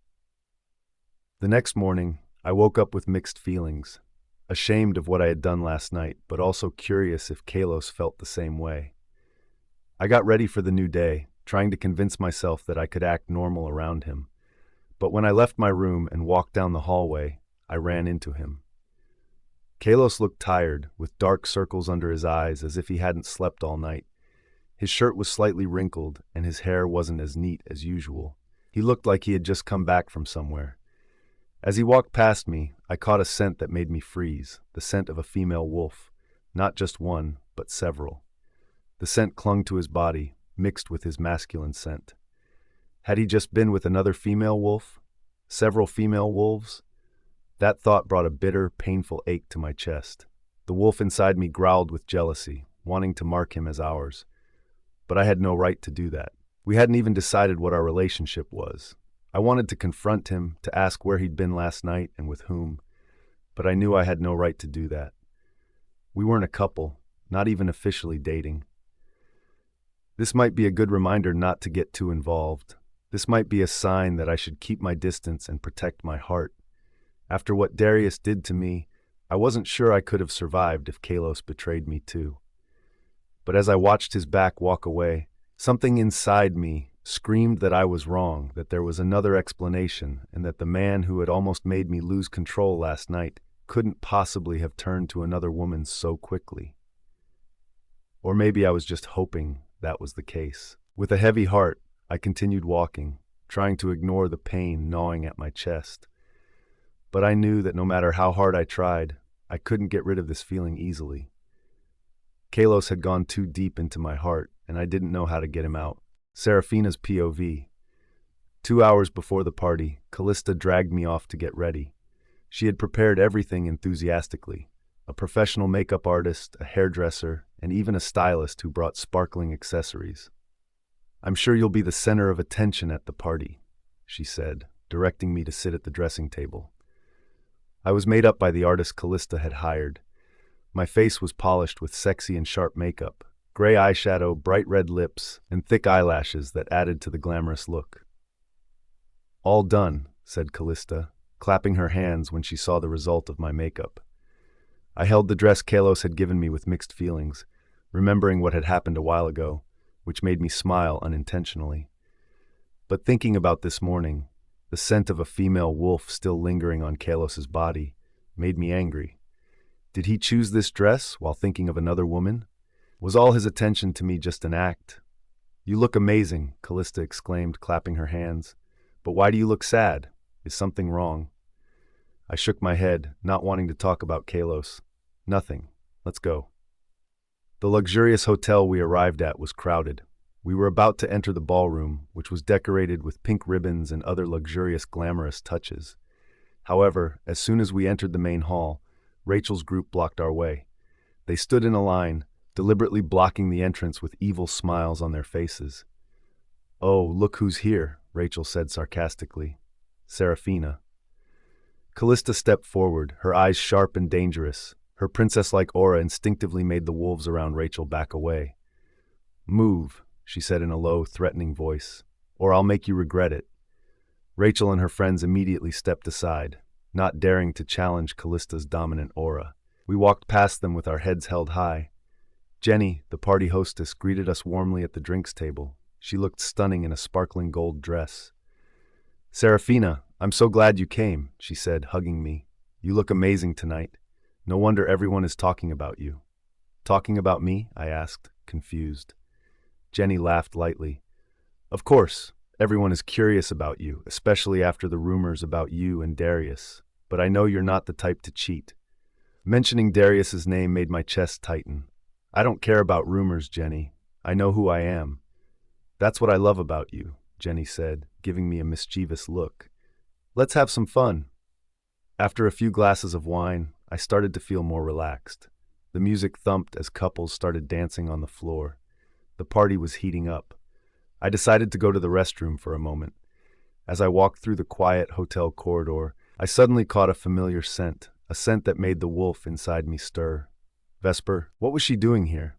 She emerged from behind a pillar, wearing a tight black dress that accentuated her curves. The manipulative smile I knew so well played on her lips. "Seraphina, my dear," she said in a sweet, fake voice. "I'm so glad to see you here." "What are you doing here, Vesper?" I asked warily. "You weren't invited." She laughed softly. "Oh, but I was invited. Darius invited me as his date for tonight." My heart raced, but not because of old love. It was anger and disgust. So, my guess had been right. They came together. "I don't care," I said as I walked past her. "You two deserve each other." When I returned to the party, I saw Rachel smiling cynically from across the room. She must have invited Darius to embarrass me. Her childish games only made her look stupid and pathetic. I tried to ignore them, turned away, and headed toward Callista, who was talking to other guests. But suddenly, the room was startled by a woman's scream. It was the hostess, Jenny. "My necklace is gone," she cried frantically, her voice trembling. "My grandmother's diamond necklace meant so much to me." Commotion erupted at once. The guests whispered to each other, and some began searching the area where Jenny had last been. The festive atmosphere grew tense and uncomfortable. "When did you last see it?" someone asked. "I was still wearing it when I greeted the first guests, but now it's gone," Jenny replied, clutching her empty neck. I noticed suspicious glances directed at several guests, including me. My heart began to pound. In situations like this, people tended to look for a scapegoat, and as a newcomer with a controversial background, I could easily become the target of accusations. Callista approached me and whispered, "This isn't good, Sarah. We need to be careful." Seraphina's POV. Suddenly, memories of what happened in the bathroom came flooding back. Vesper had rushed out of the toilet in a hurry, accidentally bumping into me and dropping the contents of her bag onto the floor. Among the scattered items, I saw a sparkling necklace, a very familiar necklace that was most likely Jenny's missing necklace. "Wait," I shouted, causing everyone to turn their attention to me. "I remember something." All eyes were on me, including Vesper, who suddenly looked pale. I stepped forward with confidence. Earlier in the restroom, Vesper rushed out and bumped into me. Her bag fell, and its contents spilled out, including a diamond necklace that looked exactly like the missing one. A tense silence filled the room. Jenny looked at me with hopeful eyes, while Vesper took a step back with a defensive expression. That's a lie," Vesper exclaimed, her voice trembling. "I would never steal! How could you accuse me like that?" She dramatically opened her bag and turned it upside down, spilling its contents onto the nearest table. "Look, search it if you want. There's no necklace here." Darius immediately stepped forward, shielding Vesper with a threatening posture. "Seraphina, enough. You can't accuse someone of something just because of personal grudges." However, Callista suddenly spoke up skeptically. "Wait a moment. Actually, that accusation makes sense, considering Vesper's history of, well, wanting other people's things." Vesper glared at Callista with burning eyes. "What do you mean?" "You know exactly what I mean," Callista replied coldly, then glanced at me. The situation was heating up. I knew that without physical evidence, this would be a war of words. But then I remembered something. "We can check the CCTV footage from the restroom area," I said calmly. "That will prove who's lying." Rachel suddenly let out a forced laugh. "Oh, unfortunately, the camera in the restroom area has been broken since yesterday. What an unfortunate coincidence." "Broken camera?" I laughed coldly, feeling the anger I had been holding back finally explode. How convenient. How perfect the timing was. "Broken camera?" I repeated sarcastically. "What an incredible coincidence, Rachel, as if all of this was planned out in advance." Rachel shrugged indifferently. "Coincidences do happen, Seraphina. Not everything in this world is a conspiracy." Something inside me snapped. All the frustration, all the humiliation, all the dirty tricks they'd played on me, it all reached a boiling point. I stepped closer to Rachel, moving with steady, determined steps. She was still smiling cynically, utterly unaware of the storm that was about to hit her. Without warning, I raised my hand and slapped Rachel hard across the cheek. The sound of the slap echoed in the suddenly silent room, and everyone gasped in shock. "You want to trap me?" I said in a low, dangerous voice, my eyes locked on hers, which were wide with shock. "Better make sure you can handle it first." Rachel held her red cheek, her mouth open in shock. For the first time since I'd known her, she looked completely shaken and didn't know what to do. You're crazy," Rachel accused. "No," I replied calmly, though adrenaline was still coursing through my veins. "I'm just tired of your childish games." The crowd around us began whispering excitedly. Some people pulled out their phones, likely to record or take photos. This drama was sure to be the talk of the town for weeks. Callista quickly appeared by my side, wrapping her arm protectively around my shoulder. "Maybe we should leave, Sarah," she whispered. But I wasn't done yet. I looked around the room, seeing the faces staring at me with a mix of fear, admiration, and gossip. "Listen carefully," I said in a voice loud enough for everyone to hear. "I'm sick of this cheap drama and intrigue. If anyone has a problem with me, face me directly. Don't hide behind devious plans and slander." Jenny, who had been silent all this time, finally stepped forward with a concerned expression. "Seraphina, I understand you're angry, but maybe we can resolve this more calmly?" "Calm?" I smiled bitterly. "Jenny, you're too kind to see what's really going on here. This isn't about a missing necklace. This is about an effort to humiliate me." Vesper, who had been silent all along, suddenly spoke up with a trembling voice. "Seraphina, I really didn't take the necklace.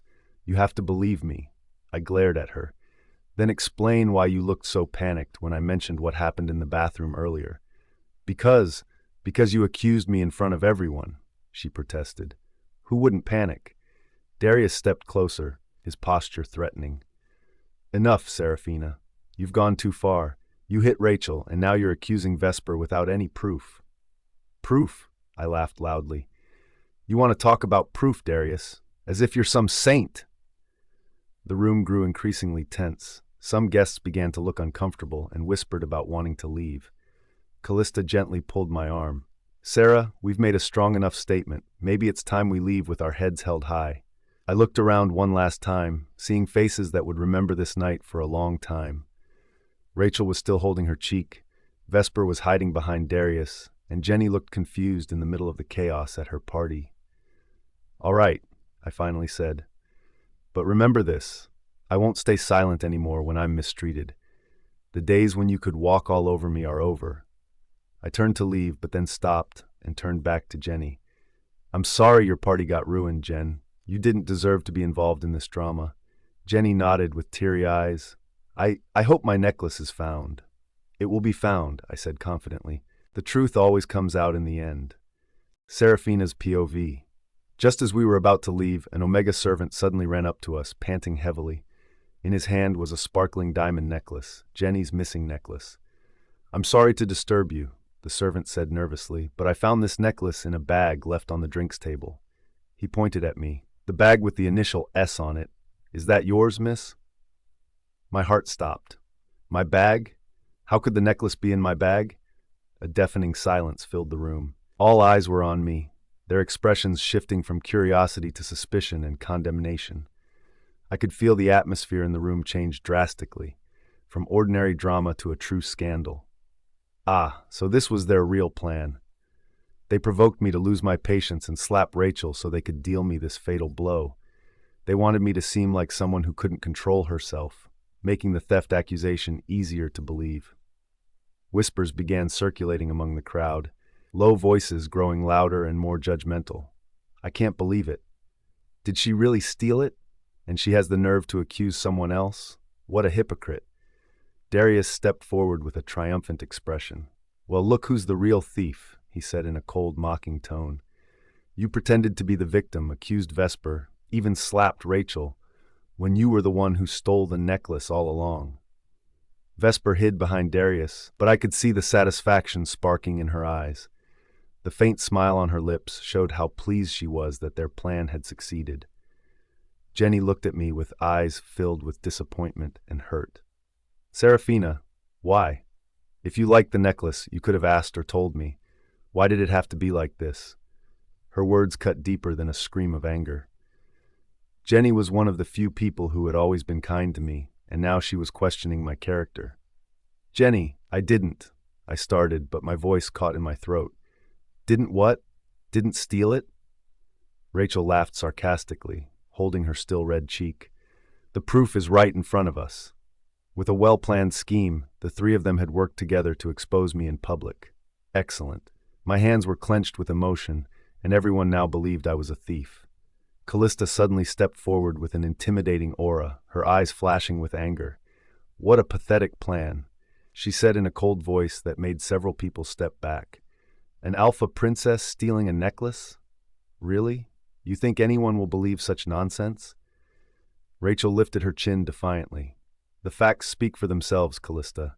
The necklace was found in her bag. What else needs to be explained? What needs to be explained is how the necklace got into her bag, snapped Callista. Seraphina hasn't even touched the necklace since we arrived. Oh, so now you're accusing someone of planting it? Rachel laughed loudly. How convenient to always have an excuse for everything. They argued fiercely, their voices growing louder and attracting even more attention. The crowd grew bigger, with some people even pulling out their phones to record the unfolding drama. Jenny tried to calm the situation by raising her hand. Enough, enough. Maybe this is all just a big misunderstanding. Seraphina, if you apologize to Rachel and explain what really happened, we can resolve this peacefully. But without proof, how could I prove I was innocent? How could I explain something I didn't even understand myself? This was the perfect trap. No witnesses, no evidence, just the necklace found in my bag, and everyone eager to believe the worst about me. I felt a deep sense of despair creeping in. Maybe this was the end of my reputation, my relationship with Jenny, even my position in this community. Everything might be destroyed tonight. But suddenly, a cold, familiar voice cut through the chaos like a knife. She doesn't need to apologize to anyone.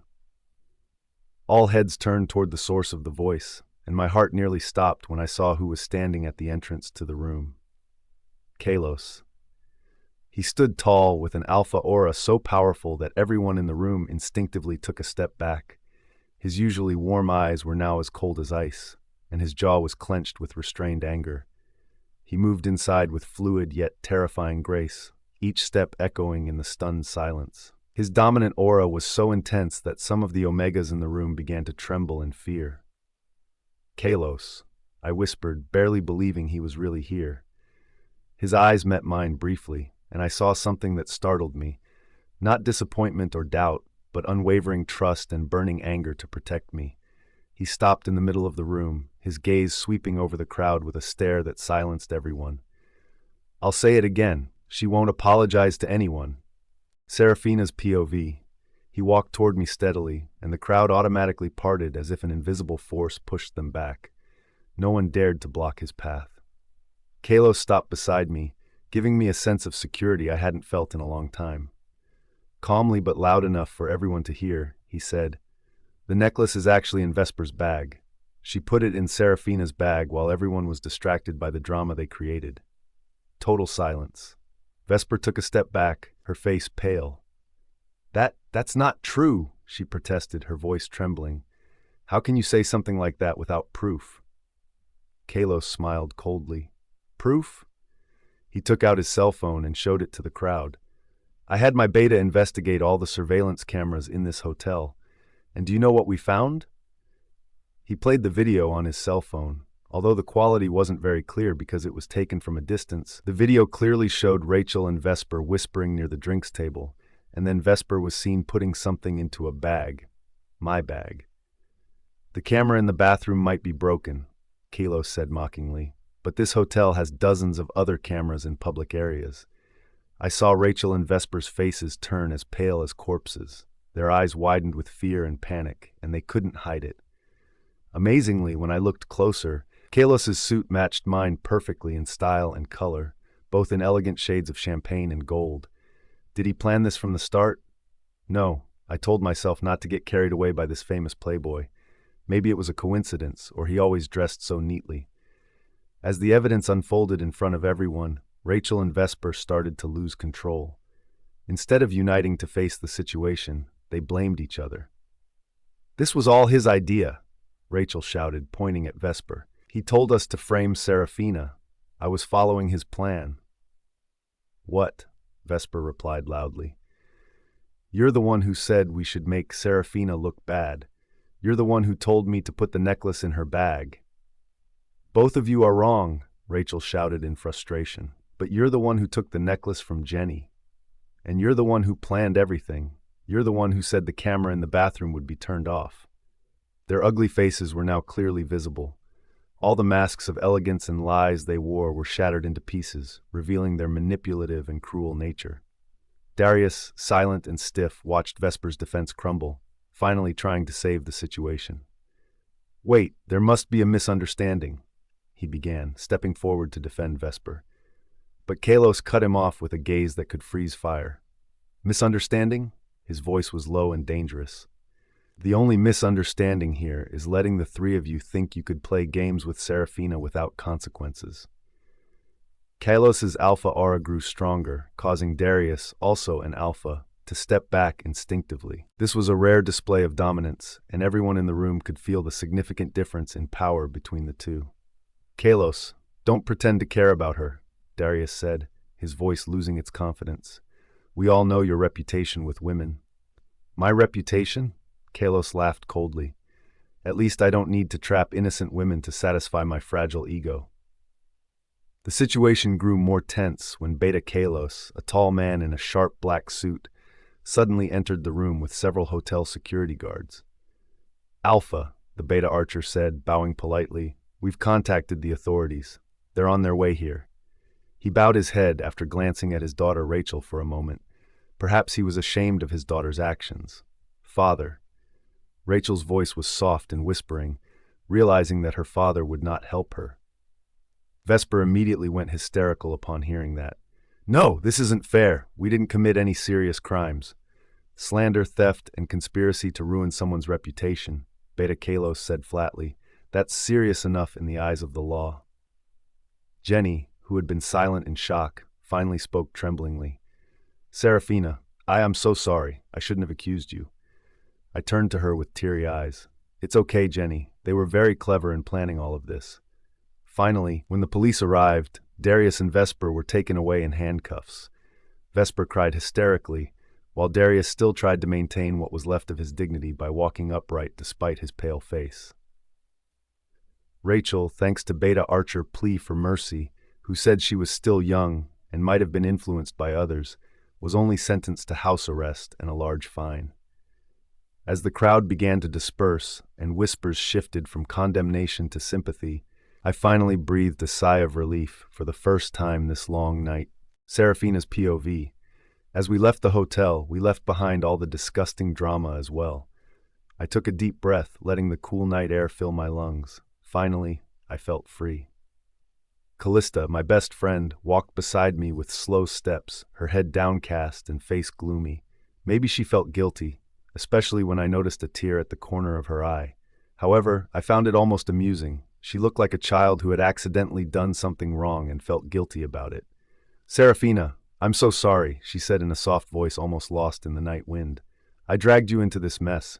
I just wanted to help you relax and have fun. But instead, her voice trailed off and she shook her head in frustration. I stopped walking and turned to her with a warm smile. Despite the unexpected drama of the night, something inside me felt grateful. Maybe it was finally time for the truth to come out. Callista, I said, gently touching her arm, in the end, everything is okay, isn't it? The truth came out. Vesper and Rachel got what they deserved, and I managed to clear my name in front of everyone. Maybe it was time. After all, without tonight, I would never have known how many people supported me. Callista looked at me with sparkling eyes, quickly wiping away her tears. Her expression completely changed, and she was already smiling with rosy cheeks.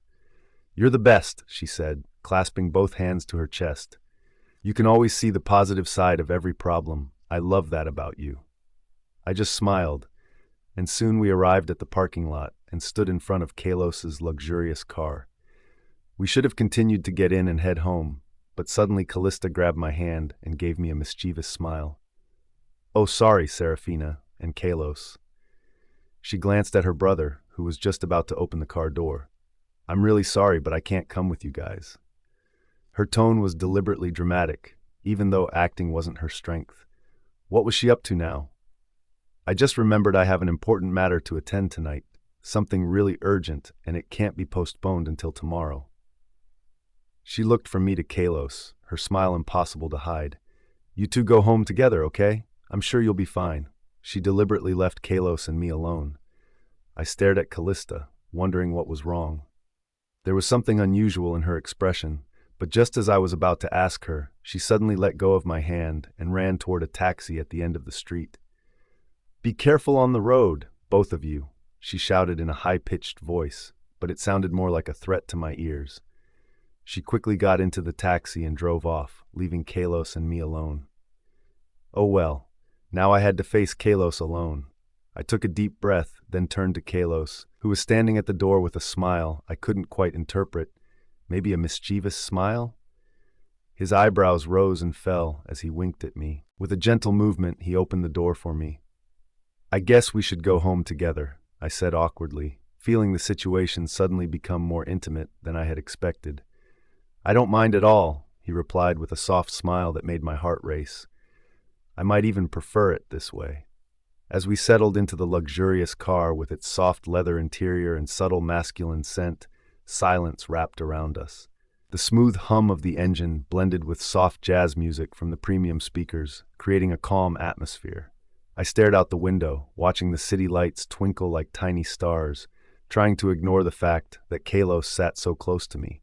The elegant notes of his cologne mixed with his natural masculine scent, creating an almost intoxicating blend.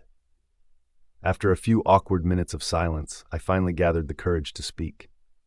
Kairos, I said softly, my voice more delicate than I had expected. Thank you for everything tonight. Without you, I don't know what might have happened. You showed up at the right time. You helped me when I was humiliated and falsely accused. Thank you." He leaned back in the plush leather seat, his dark eyes fixed on me with an intensity that made me equally nervous and captivated. "Thank you isn't enough, Seraphina," he said in a low voice that sent shivers down my spine. "I want something more tangible in return." My body tensed instantly, alarm bells going off in my head.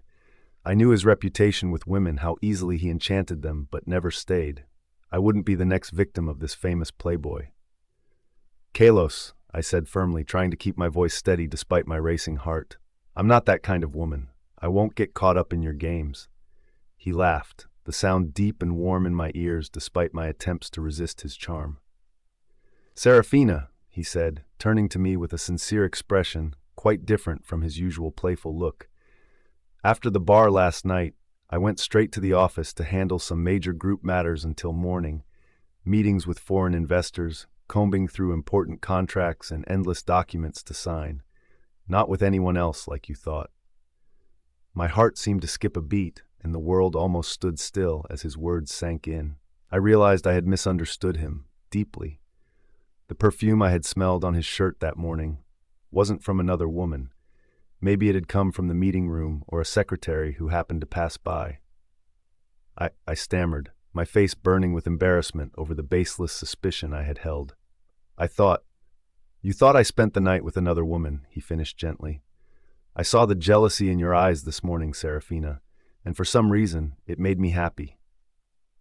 Kairos caught my reaction and slowly leaned closer, shifting his body on the seat so that the space between us became even smaller.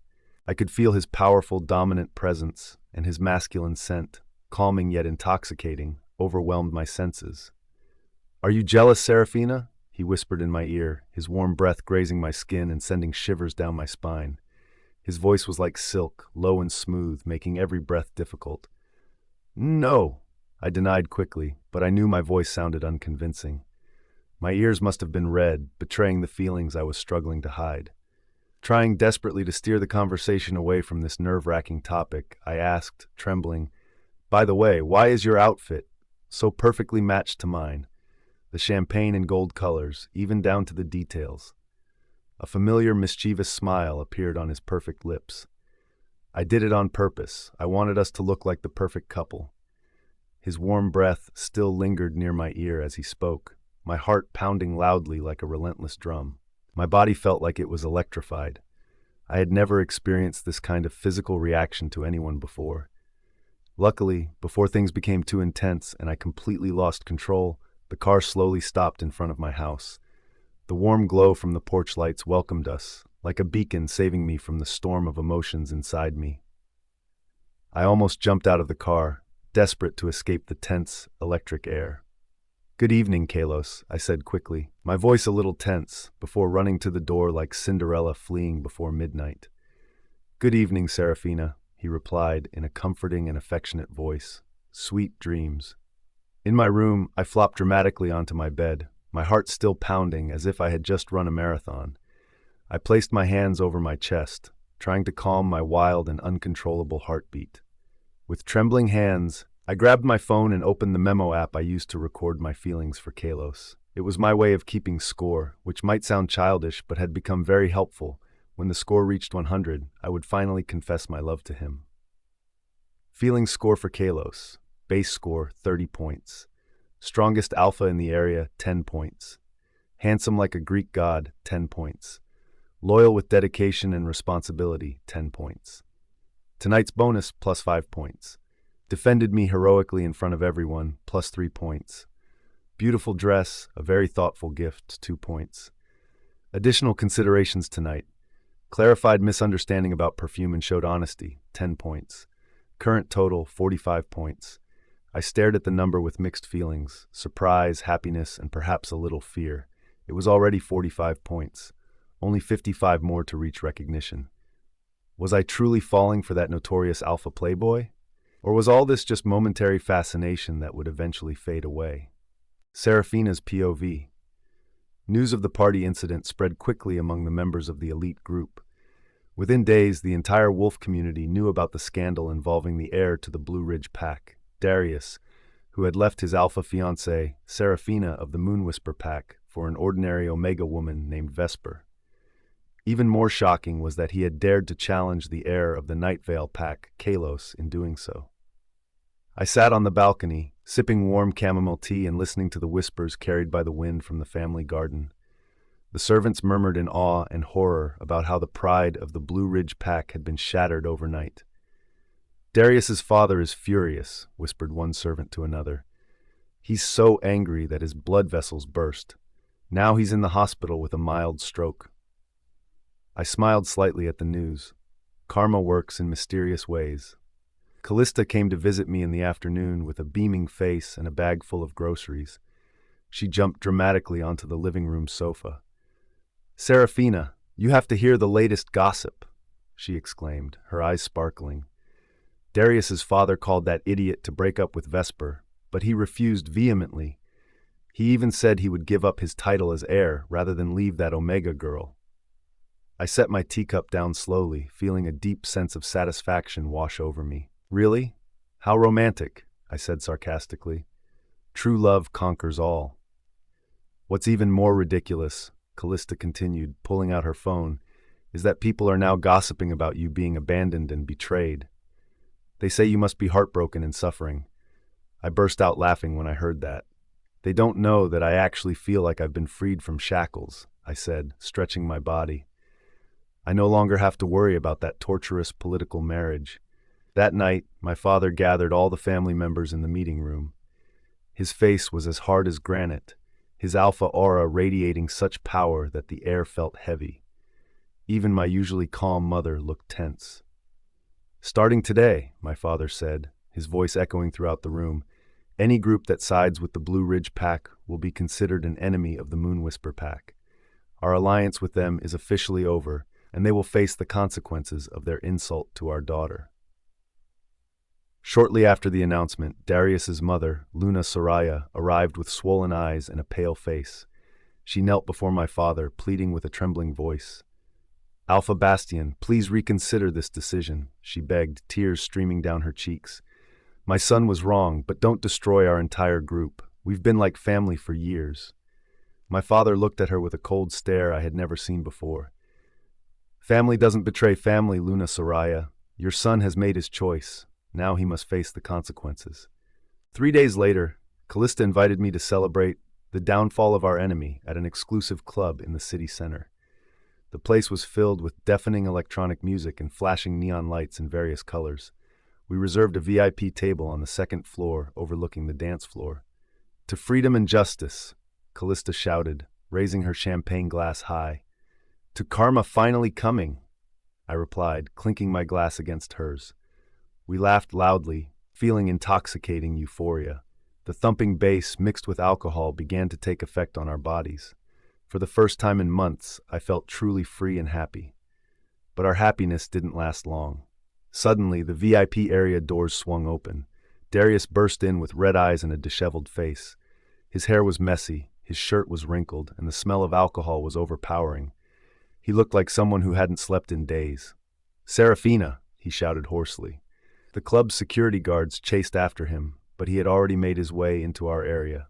Callista immediately stood in front of me in a protective stance. "Get out of here, Darius," she hissed. "You weren't invited." But Darius ignored her and approached me with fiery eyes. He tried to grab my wrist roughly, but I managed to dodge him quickly. "You," he pointed at me with a trembling finger. "This is all your fault. You made your father fight our group for revenge. You can't accept the fact that I chose Vesper over you, you arrogant bastard." I stared at him with a cold gaze, feeling the anger I'd been holding back begin to boil. "Revenge?" I repeated sarcastically. "You think too highly of yourself, Darius. I don't even care enough to seek revenge." "Liar," he shouted louder.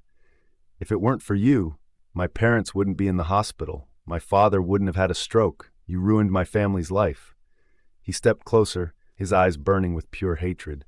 "You're not even a tenth of Vesper. She's gentle, kind-hearted, and never manipulative like you. No wonder I chose her." Those words should have hurt me, but strangely, I only felt empty.